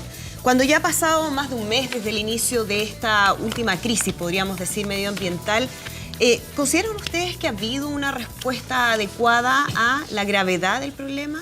de parte Bueno, de la primero autoridad? quiero dar las gracias por la oportunidad. Para nosotros en Quintero y Puchoncaví, la verdad que hemos estado históricamente invisibilizados y estar acá es una puerta para nosotros para poder contar la verdad de lo que hemos estado viviendo, no solo hace un mes, sino que hace 54 años. Y quiero partir diciendo que esta es una catástrofe sin precedentes en el país que tiene que ver con medio ambiente y salud. Son casi 973 niños intoxicados, envenenados, mejor dicho, que corresponden al 90% de las personas que han llegado al hospital de Quintero producto de estas intoxicaciones o envenenamientos masivos. Creemos primero que la respuesta del gobierno no ha sido suficiente para nada. Hemos visto con harta frustración, con rabia, con indignación, que una de las medidas, por ejemplo, el hospital de campaña funcionó en horario de oficina, de lunes a viernes, no los feriados. Con horario de oficina me refiero de las 8 hasta las 5 de la tarde y las personas se intoxican principalmente en la noche hasta las 2, 3, 4, 5 de la tarde. En realidad no hay horario para enfermarse. También lamentamos la relativización de todo lo que hemos estado viviendo con respecto a las desafortunadas declaraciones del intendente, que ha tenido la imprudencia de decir que los niños y las niñas intoxicados fingen o se imaginan la sintomatología. Los síntomas del envenenamiento por ningún motivo son imaginación de nadie, menos de los niños, que no mienten. Y en ese sentido, la vulneración de nuestros derechos humanos, sobre todo la vida y la salud de los niños y las niñas en Quintero, ha sido dramáticamente vejada. ¿Pero sienten que no se le ha tomado el peso a la gravedad de, No se le ha tomado de el lo que peso se para vive nada, en la zona? justamente, sí. O sea, de partida, la señal del gobierno para nosotros fue súper clara cuando permitieron que el cordón industrial siguiera funcionando el 21 de agosto, que comenzaron a aparecer los primeros grupos de estudiantes del Liceo Politécnico de Quintero. Yo vivo ahí hace 35 años. En vez de detener el parque industrial, mandaron a los niños a la casa. Y esa fue una señal súper clara y dolorosa para nosotros como quinteranos y quinteranas y puchuncavinos y puchuncavinas. Y en ese sentido no ha cambiado la dinámica, la orden en el fondo. Y con respecto a la paralización de algunas industrias, es cierto, se han paralizado faenas, nos han paralizado el cordón industrial, que es lo que ha pedido la comunidad incansablemente desde el 21 de agosto, cuando comenzaron a aparecer todos los niños envenenados en masa. Ni siquiera eran 2 o 3 y de verdad no debería haber ningún niño. Esto no se trata de porcentajes de un día más, un día menos. No debiera haber ningún niño envenenado ni en Quintero, ni en Puchuncaví, ni en ninguna zona de sacrificio. Tenemos pregunta a Gonzalo Miller. Sí, primero me quedó un comentario de lo de James Hamilton y tengo que hacerlo porque fue una reflexión respecto a lo que él me produjo. Y hablamos de la crisis de la... existe la tentación de que estamos hablando de la crisis de la jerarquía de la Iglesia y nos olvidamos un poco que la fe está sobre todo en la religiosidad popular, más viva que nunca. Cuando uno mira los grandes eventos de religiosidad popular que convocan 500.000, 800.000 personas en todo Chile, y al final eso es una luz de esperanza, porque terminamos como en una sensación media como oscura, ¿no es cierto? Que la iglesia que va a persistir, la iglesia que va a sanar, la iglesia que en el fondo va a continuar con ese rol que tiene en la sociedad, que es un rol necesario e indispensable, a mi juicio, no solo para los creyentes, sino también para toda la sociedad, va a seguir, está puesta ahí en la religiosidad popular. Ahora, dejando ese comentario que lo tenía y tenía que hacerlo, Quintero, yo creo que aquí es un tema difícil de abordar. ¿Por qué? Porque el gobierno ha realizado una gran labor en Quintero, quizá inédita, en muchos sentidos. No recuerdo que otros episodios críticos como este que han existido en el pasado. Como este nunca. En el pasado han existido varios episodios críticos, haya tenido el nivel de involucramiento que tuvo respecto de la reacción del gobierno. Entonces yo creo que en eso también la comunidad, lo mismo que comentábamos, o sea, un hospital de campaña, uno dice, hay un hospital de campaña y dice, bueno, de repente tenía que estar operativo las 24 horas. Y podemos estar de acuerdo en eso. O sea, por decir alguna de las cosas pero hay un hospital de campaña ahí. ¿Por qué hay un hospital de campaña? Y hay cosas que me recuerdo de la conversación aquí a semanas anteriores. La imposibilidad, si nos encontramos con la realidad, nuestro sistema público de salud es deficiente en muchas categorías. muchos de los niños que llegaron al hospital de Quintero no pueden ser diagnosticados porque no existían los elementos para hacer los diagnósticos, no existían los elementos para hacer los análisis, no existían los exámenes correctos, no existían, ¿para qué vamos a hablar de los especialistas? ¿Ah? Y yo creo que eso ha ido llegando. Ahora han ido llegando los especialistas. Hoy día tenemos más información que nunca de lo que está pasando ahí. La visibilización misma, que tiene hoy día aquí a Carolina, ¿no es cierto?, acompañándonos, tiene que ver con que, y en esto yo no digo el gobierno, yo digo que el sistema político le está prestando una atención que quizás no le haya prestado nunca antes a lo que pasaba en Quintero Puchuncaví. Que yo creo que hay un consenso que no es algo que se detonó ni la semana pasada, ni hace 6 meses, sino que es algo que se viene arrastrando. De ahí viene el concepto de zona de sacrificio. Es una contaminación que se viene arraigando. Uno veía ahí los letreros y con el dolor que genera, ¿no es cierto?, ver antiguos trabajadores, ¿no es cierto?, de Codelco y de NAV que decían, oiga, yo estuve 30, 35 años trabajando aquí y recibiendo esto, y recibiendo este daño. Y yo creo que hay mucho de eso, y por eso que yo creo que independiente de la urgencia, independiente que siempre la manera de abordarlo pueda ser mejorada, yo creo que sí hay una gran cantidad de medidas que el gobierno ha tomado que apuntan a dar un paso en el sentido correcto, en el sentido de calibrar bien lo que está pasando ahí, primero, y segundo, tener una capacidad de respuesta para la comunidad. Estamos enfrentando esta situación como no se había hecho nunca antes, y por lo mismo a veces uno quisiera ir más rápido. Decirle, pero lo que uno se va dando cuenta es que no hay una solución de 24 horas que le ponga fin a esto. Esa es la realidad. Entonces, decirle cómo nosotros podemos avanzar, cómo la sociedad, el Estado y sobre todo las personas ahí pueden ir avanzando en distintos estadios. Es decirle, primero la urgencia, que es la humanitaria, que es la de salud pública, que es la emergencia que tiene que ver con el resguardo de la vida de las personas. Nada más importante que eso. Y lo segundo es ver cómo se le da solución a aquello que está dañando eso, a la determinación correcta del diagnóstico. Aquí hay mucha acumulación de información que quizás en algún minuto no estaba siendo procesada. Recordemos el propio libro que trajo Aldo hace 3-4 semanas atrás, que prácticamente era desconocido. Yo no lo conocía, no sé si la comunidad lo conocía allá, pero era un libro que levantaba un diagnóstico, un libro con casi 300 páginas. El PRAS. Yo participé, fui claro, pero yo no sé ¿qué evaluación haces tú de eso? Porque realmente ha venido de alguna manera desarrollándose eso, y qué evaluación vas haciendo también respecto de la crisis que se arrastra en el tiempo que tiene allá. Bueno, lo primero y más importante que me gustaría mencionar es que, si bien es cierto, existe una precariedad en la salud en Quintero que es aberrante, es una realidad que no solo en Quintero, lastima y es transversal en todo Chile. Pero si los médicos están trabajando a ciegas, si los médicos en Quintero no han podido diagnosticar correctamente a todos los niños que han llegado producto de estos envenenamientos masivos, ha sido también porque el gobierno no ha sido capaz, ni ha querido o no ha tenido la voluntad política para decir a la comunidad en Quintero, gente, quinteranos, quinteranas y gente de Puchuncaví, la empresa responsable es esta, y esta empresa ha emitido tales y tales gases de hidrocarburos, partiendo por ahí. Eso todavía no ocurre. Ha habido un juego con nuestra comunidad con respecto a encontrar al responsable. Y eso ha sido una falta tremenda de respeto, no solamente para la comunidad, sino que también se asocia con que todos los médicos que han llegado a trabajar y a tratar de ayudar en esta emergencia, porque la comunidad se ha organizado y ha actuado mucho antes que el propio gobierno. Nosotros hemos sido capaces de organizarnos a tal punto de poder llevar toxicólogos a la comuna, de poder llevar médicos salubristas en la primera semana de los envenenamientos masivos.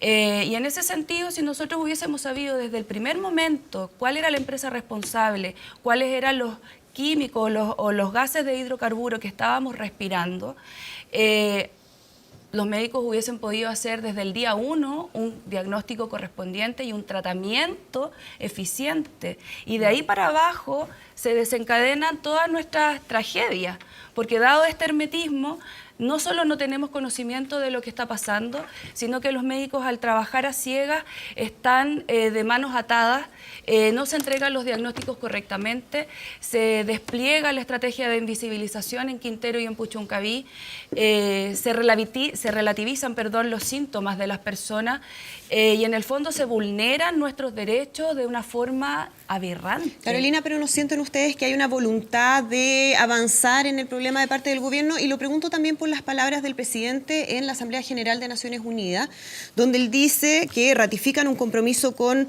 nuestros compatriotas, cambiar la historia de esas localidades de forma tal de poner en marcha un plan para superar la situación de emergencia y proteger la salud de sus habitantes. ¿Qué expectativas tienen ustedes la verdad de una declaración como esta? Tuvimos un poco de expectativas, pero cuando nos dimos cuenta que no se firmó el acuerdo de Escazú, se nos evaporó todo poquitito de esperanza que teníamos, porque si bien es cierto, el gobierno debe hacerse cargo, porque es a este gobierno el que le ha tocado esta tragedia, y en ese sentido nosotros esperamos que esté a la altura de la tragedia, de la catástrofe.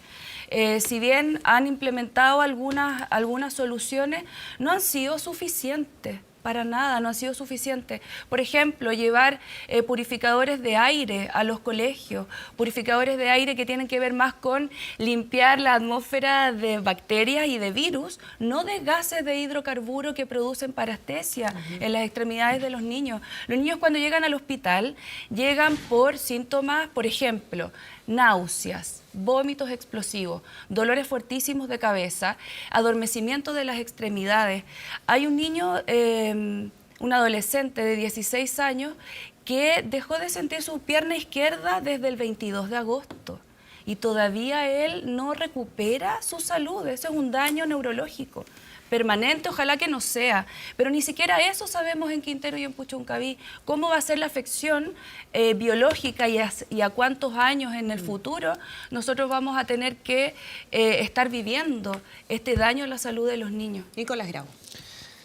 Hola, Carolina. Muchas gracias por venir. Yo tengo un comentario y una pregunta. Lo primero es que yo tengo la impresión acá que como no sabemos, o por lo menos no se ha informado públicamente cuál es el origen de esta cosa, ¿no es cierto? Lo que corresponde en esto es que el gobierno de Chile, mientras no sepa quién está produciendo esto, cierra todo nomás. Eso es lo razonable en términos de salud. ¿Y eso qué es lo que haría? Si hubieran hecho eso desde el primer minuto, todas estas empresas, tanto las privadas como las estatales, hubieran estado presionando para traer los recursos y saber rápidamente el tema. Lo que no es razonable desde el punto de vista del gobierno es que diga, yo no sé quién lo está haciendo, y al mismo tiempo mantenga que todas estas empresas sigan funcionando de esa manera, ¿no es cierto? Entonces, creo que eso es lo razonable y lo que corresponde en términos responsables. E insisto, seguramente si se hubiese hecho eso así, a esta altura sabríamos, ¿cierto? Porque en el fondo el peso de la prueba estaría en el gobierno y tendrían que haberlo solucionado. Creo que aquí hay cosas que tienen que ver con el Estado, ¿no es cierto? Porque hay empresas estatales que han producido un daño hace mucho tiempo. Yo he visto unos documentales a partir de eso bien impresionantes, no de este evento en particular del que no tengo idea quién es el responsable, sino de situaciones anteriores. Pero también hay otras cosas que tienen que ver con las empresas. Por ejemplo, hay empresas acá que reciben financiamiento de las AFP. Y uno la pregunta que se haría es por qué, con todas nuestras cotizaciones, nosotros financiamos empresas que nos contaminan a nosotros mismos. Hay que hacer una discusión acá de largo plazo, por ejemplo, de los fondos de pensiones, y que lo hacen otros países, ¿no es cierto? Lo hace Noruega, por ejemplo, lo hace Canadá, de poner otros criterios a los fondos de inversión que respeten la calidad de vida de las comunidades. Es un mecanismo, digamos, incluso de mercado, pero que tiene que ver con que no tiene sentido que nosotros le digamos con nuestros fondos, usted maximice la rentabilidad como quiera. No importa si paga malos salarios y tampoco importa si contamina a las comunidades.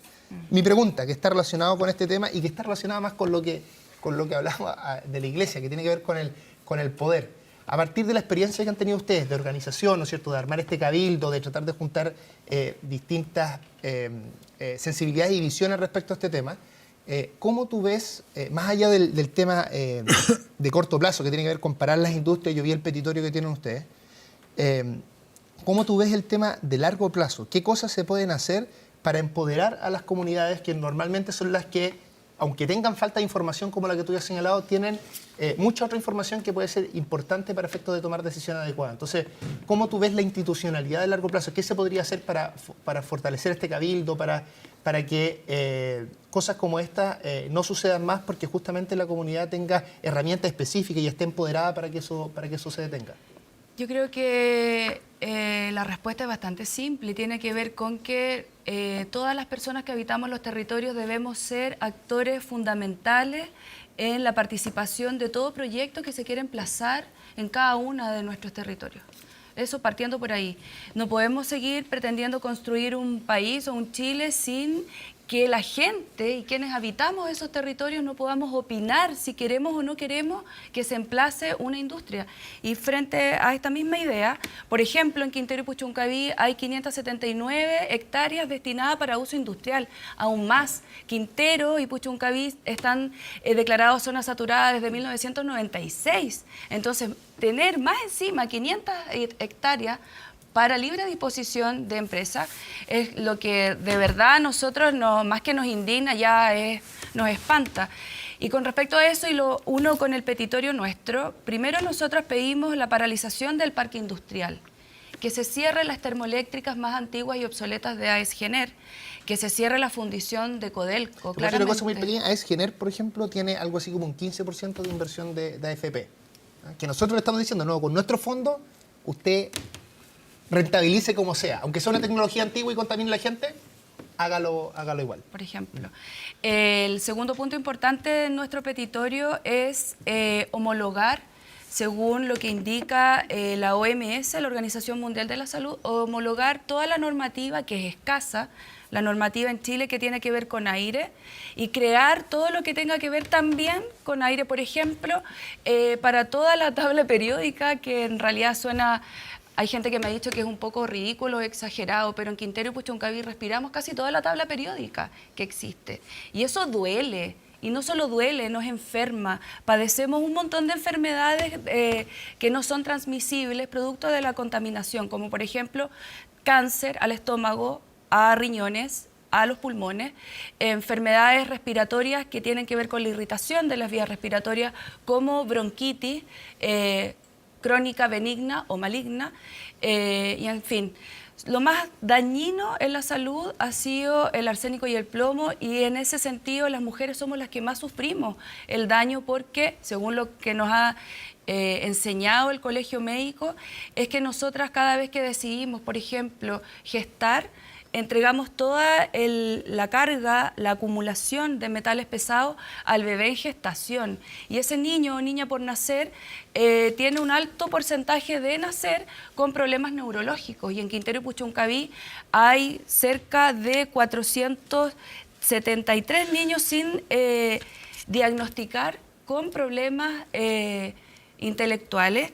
Y 1 de cada 4 niños en Puchuncaví nace con déficit intelectuales. Pero había ahí, perdón Carolina, un seguimiento, un estudio y una relación directa entre el tema de los contaminantes y esa situación. Lamentablemente nosotros a través del doctor Andrei Chernitzky nos hemos ido dando cuenta de cuáles son los efectos en nuestra salud de esta exposición crónica a metales pesados. Porque si bien es cierto, en Quintero y Puchuncaví nos alarmamos cuando tenemos un pic de dióxido de azufre, el pic muestra un episodio agudo que viene a dañar aún más nuestra salud. Lo que es más preocupante son todos los parámetros que se mantienen estables todos los días con el dióxido de azufre. Y con esto quiero enlazar a que la medida del gobierno con respecto a ese metal es bajarlo un 20%. Y aunque se baje un 20%, sigue estando muy lejos de lo que la OMS recomienda para cuidar la salud y la vida de las personas. Loreto Seguir. Carolina, buenos días. Qué bueno que estás acá. La verdad que el rol que cumples tú, que se va liderando de movimientos, no solo sociales, sino que representan a la ciudadanía de lo que está viviendo Quintero y Puchuncaví, no cabe duda que es súper importante. Este ha sido un tema que en este panel lo hemos tratado el último mes, porque ha sido evolutivo, es un tema que no va a pasar desde el punto de vista que está ahí. Pero y en ese sentido, dado que tú estás acá, que te escucho y que uno tiene claro que la zona de sacrificio es dramática, es difícil ponerse en los zapatos porque uno no vive ahí. Entonces, parto diciendo que es difícil, pero aún así uno ha ido leyendo, hemos ido interiorizándonos. Entonces, dicho eso, hay varias cosas que me pasan a mí que te quiero preguntar en tu rol de líder hoy día del movimiento de mujeres, del Cabildo, porque tú pones un punto que yo creo que hay que tenerlo claro. Yo creo que hoy día a este gobierno, al gobierno del presidente Piñera, le toca hacerse cargo de este problema ahora, hoy. Sí. Y lo dijo muy claramente en las Naciones Unidas. Y no se ha ido ni por las ramas, sino que tiene claro que es un problema que a este gobierno... Pero no te olvides que el presidente Piñera también fue presidente antes. Pero está bien, problema pero- existía. no, es que eso es lo que quiero decir, es que por allá voy. nació ahora. Aquí se habla de que esto ha sido de los gobiernos de derechas y de izquierdas. Resulta Así que es. de izquierda o de la concertación han habido muchos, de derecha solo uno. Afortunadamente. Entonces, es importante, bueno, pero hay uno nuevo. Dos. Hay uno nuevo. Uno elegido democráticamente. Uno nuevo. Uno elegido democráticamente Sí, y el otro- actual. sí. O Otro sea, fueron quiere a decir que la balazo. gente... que no entremos en esta discusión. Vamos pero a la pregunta, es que ustedes Lorena. lo quieren politizar. Yo lo que no quiero, lo que quiero es poner en el contexto... Es grave. Es que Es eso- una es que para allá catástrofe. voy, para allá voy. Entonces, indudablemente es un gobierno que se hace cargo, Sí. pero lo que yo te escucho, tú dices, hoy día estamos en una tragedia y el gobierno se tiene que hacer cargo. Y tienes toda la razón.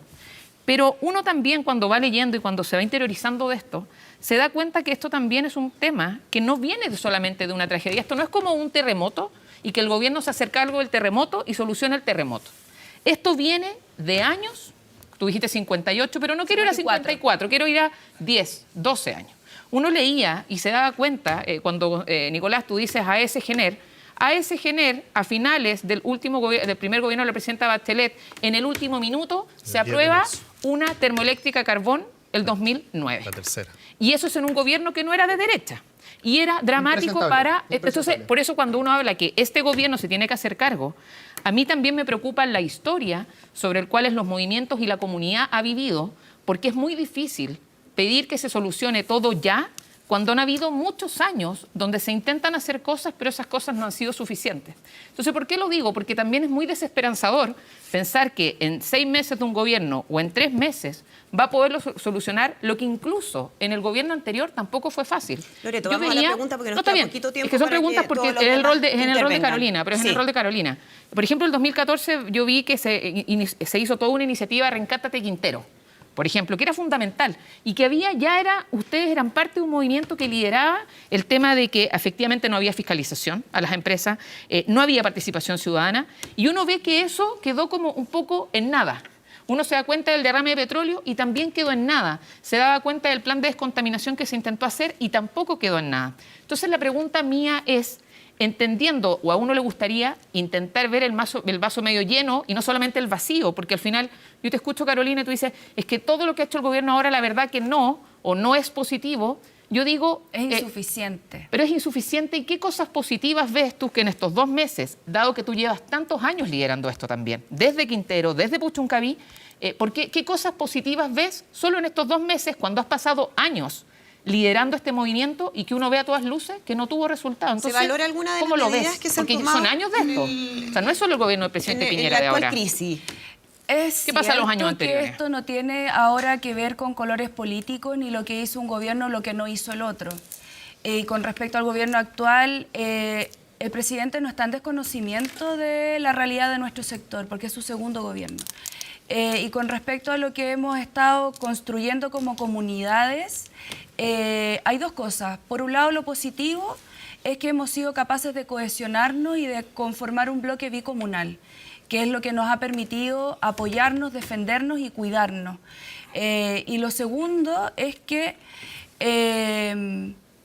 nos cuesta confiar, porque esto ha sido una invisibilización histórica, tremenda.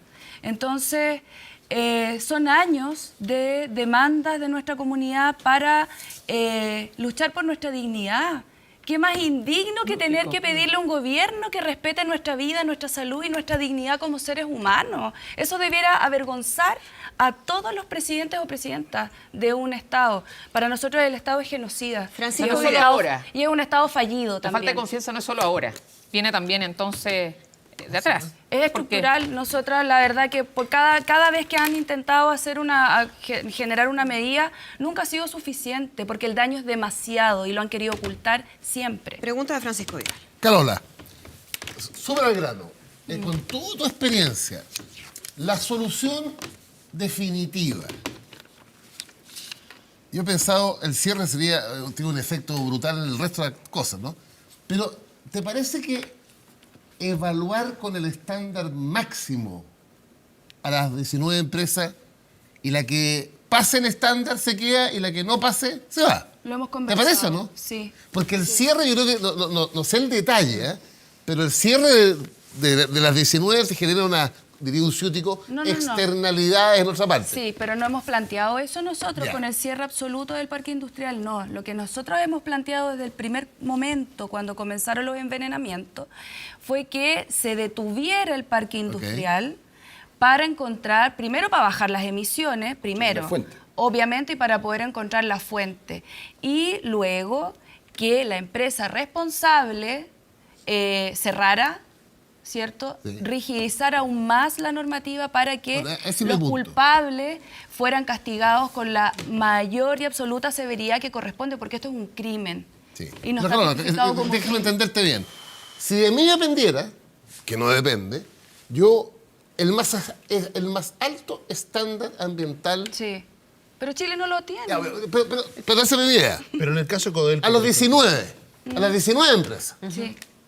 Eso es lo que. Porque si no, tú cierras la que causa hoy día y en 5 años más puede salir otra. Es que eso es lo que no queremos. Lo permanente Ahora cumplir. es exigirle, porque tú dijiste, Silvia, el otro día, que este tipo de empresas en Europa existe Con y la no envenena. tecnología, justamente. Eso Y es si lo- allá no envenena, ¿por qué crees que aquí van a envenenar? Salvo que les exijamos lo que le exigen en Europa. Esa es la solución definitiva. Sí. Y queremos que ¿Estamos de ojalá acuerdo, no? Sí, sí. Ese es mi punto. Sí. Aldo Cornejo. Yo quisiera hacer primero una observación, porque curiosamente en el Mercurio del Paraíso hoy día, domingo, se publica a página completa un estudio que habría hecho las empresas del sector. Me refiero al sector privado.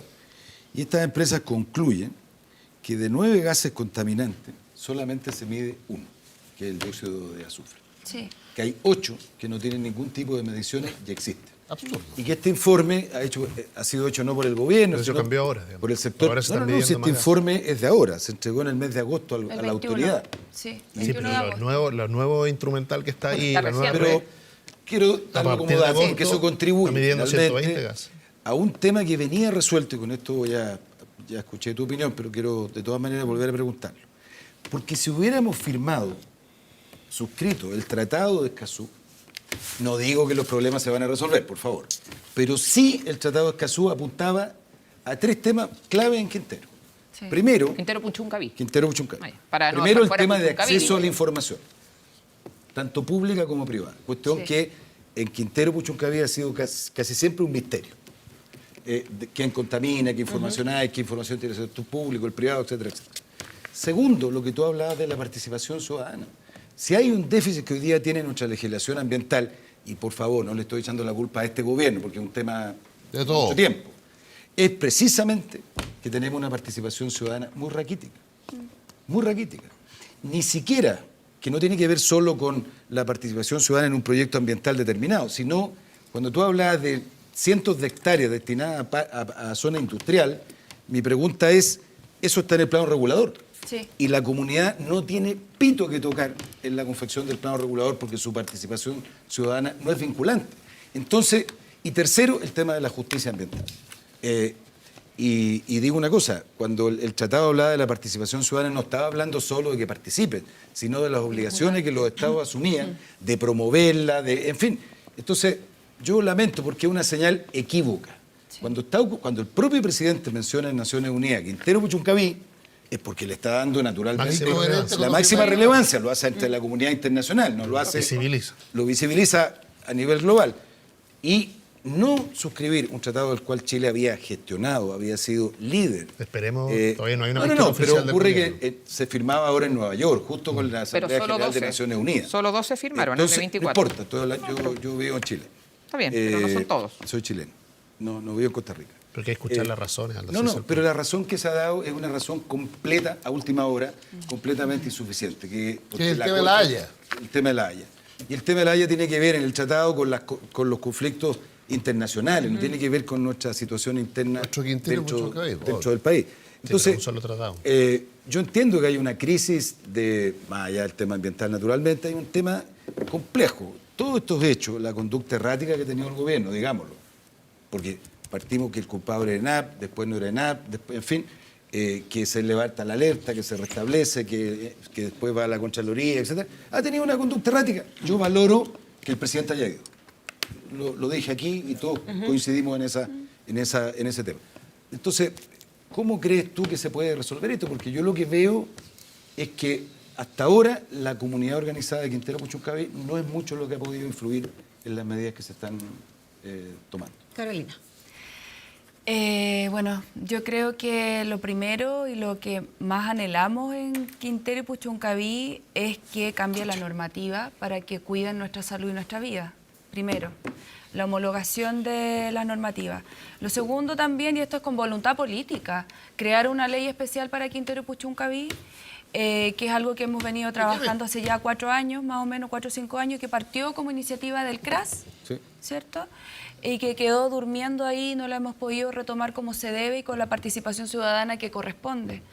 Y en ese sentido creo que es importantísimo hacer todo lo posible y con toda la voluntad política que merece esta catástrofe, de generar todas las leyes que se puedan y se deban para que nunca más se vuelva a repetir en ningún otro lugar de Chile, porque son 5 zonas de sacrificio. Y en realidad, si uno lo comienza a pensar, toda la costa de Chile es una gran zona de sacrificio. Estamos sometidos al extractivismo y eso, la verdad que el mejor ejemplo del daño que causa es Quintero y Puchuncaví. Entonces acá estamos esperando una voluntad política real para comenzar rápidamente a elaborar toda la normativa y las leyes que nosotros necesitamos para poder recuperar la dignidad, la calidad de vida. Y en ese después de sentido, eso, Carolina, perdón, ¿es importante el acuerdo de Escazú? En términos concretos, ¿qué significaría para ustedes claro como que sí, comunidad? porque habríamos podido, por ejemplo, participar activamente de todos los proyectos que pudiesen elaborarse para el sector. Ahora vamos a quedar en nada. No vamos a tener esta capacidad de generar ideas y que sean vinculantes y que además existieran los fondos para poder nosotros tener la certeza de que todas esas medidas se iban a concretar. Ahora no. Entonces es un retroceso para nosotros claramente, es una mala señal. Nos disgusta, nos da mucha rabia, mucha frustración. Y con respecto a las cosas que nosotros queremos como petitorio, si hay voluntad política, se va a poder hacer, y rápidamente. Este es un gobierno, Chile tiene un Estado presidencial, por lo tanto, basta con que el presidente diga sí, que firme y ya. No entendemos por qué tanta dilatación, por qué tanta protección al cordón industrial. ¿Y antes no hubo esa voluntad política, tú dices, Carolina? Antes no hubo una catástrofe como esta y una emergencia sanitaria como esta, nunca. Nunca, si bien es cierto, son 54 pero había años. muchos episodios, o sea, sí, pero uno podrá no considerar esta tan crítica. graves como este. Estos son 90% de los niños envenenados. Porque Perdón. son las mismas plantas. ¿Qué cambió? Lo que pasa es que, y es el hermetismo del gobierno en lo que nos indigna, que nosotros primero no sabemos la fuente. La empresa responsable de los hidrocarburos volátiles que ha respirado más de 1.208 personas. Pero la Superintendencia de Medio Ambiente dio una señal. Pero no lo ha querido decir tajantemente. El culpable es esta empresa. Pero es que hay no un lo ha proceso, dicho. Carolina. Sí, pero no lo ha podrá dicho decirlo- tajantemente. No, todavía no, porque Si hay un nosotros proceso tuviéramos pendiente. claridad como comunidad de partida, en el hospital estarían atendiendo correctamente y no a ciegas los doctores, partiendo por ahí.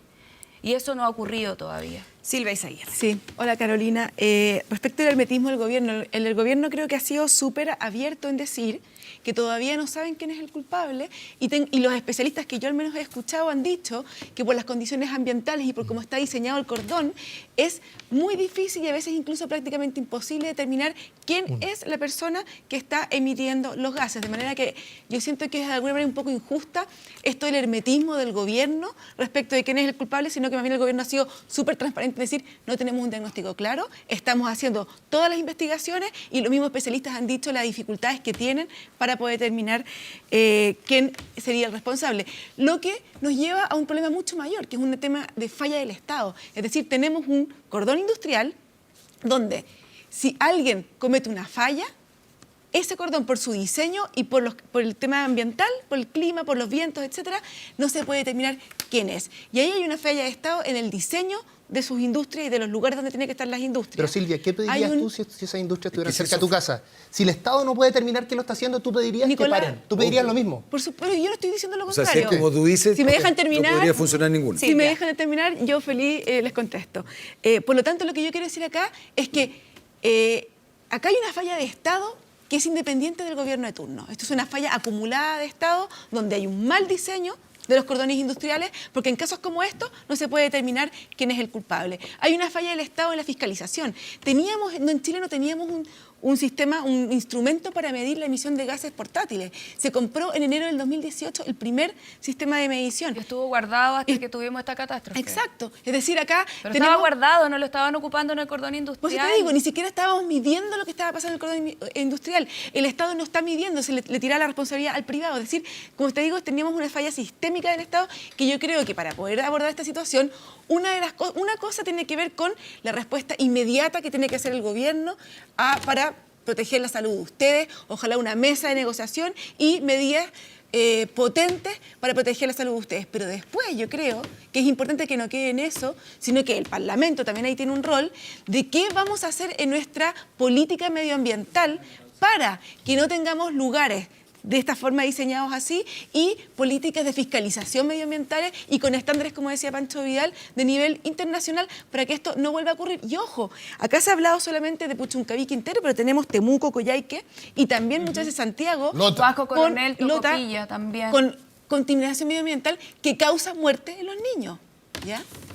O sea, entonces esto no es un problema solamente de una zona que es, como dices tú, es un pic de ahora, sino que hay también una contaminación acumulada, ¿verdad? Y una tolerancia a ciertos niveles de contaminación que son simplemente inaceptables. Yo creo que como sociedad tenemos que exigirle a nuestros políticos, transversalmente, que hagan un cambio. Pero yo creo que en ese sentido te quería decir, el gobierno ha instalado una mesa de conversación con ustedes para poder tratar estos asuntos, o ustedes se ven absolutamente marginados de lo que está pasando. Lo que hizo el gobierno central es enviar al intendente y a la gobernadora a Quintero y a Puchuncaví para poder conversar con la comunidad. Y esa conversación se terminó cuando la gobernadora María de los Ángeles de la Paz mandó a reprimir duramente a nuestra comunidad. O sea, además de vivir en un lugar extremadamente contaminado, ahora tenemos que tolerar que nos repriman con bombas lacrimógenas y que nos repriman con más tóxicos de los que ya respiramos. Entonces, cuando sucedió eso el 8 de septiembre, nosotras como mujeres de zona de sacrificio que integramos el Cabildo Abierto de Quintero y Puchuncaví, en el Cabildo decidimos cortar la comunicación con el intendente y con la gobernadora, porque ya era el colmo la falta de respeto y el descriterio. Y sumado a eso también las desafortunadas palabras del intendente, que ya han sido más de 4 veces las que él ha dicho que los niños tal vez tienen psicosis colectiva, que tal vez se imaginan los síntomas. Un niño no miente. Un niño cuando no siente sus piernas, no miente. Cuando se le dilatan sus pupilas, no está fingiendo. Y en ese sentido, por eso... Eso lo ha dicho, que yo no lo he leído. Ha puesto la duda.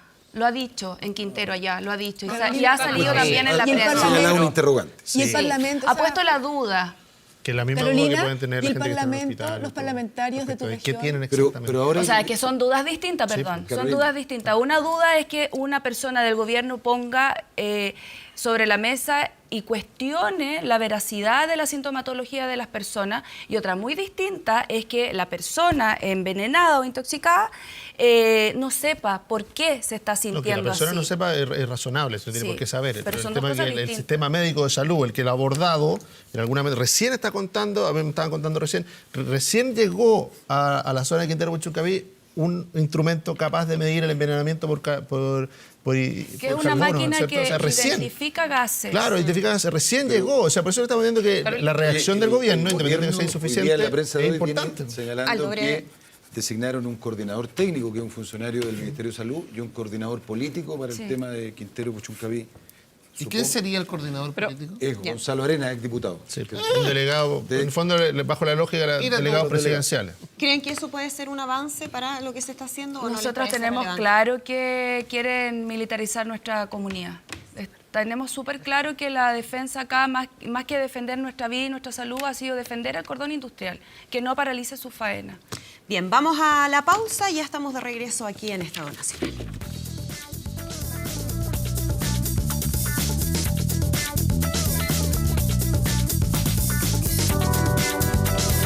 Tenemos que limpiar, weón. Bien, comenzamos ya a despedir este capítulo de Estado Nacional. Le agradecemos a nuestra invitada Carolina Orellana. Muchas gracias por esta conversación.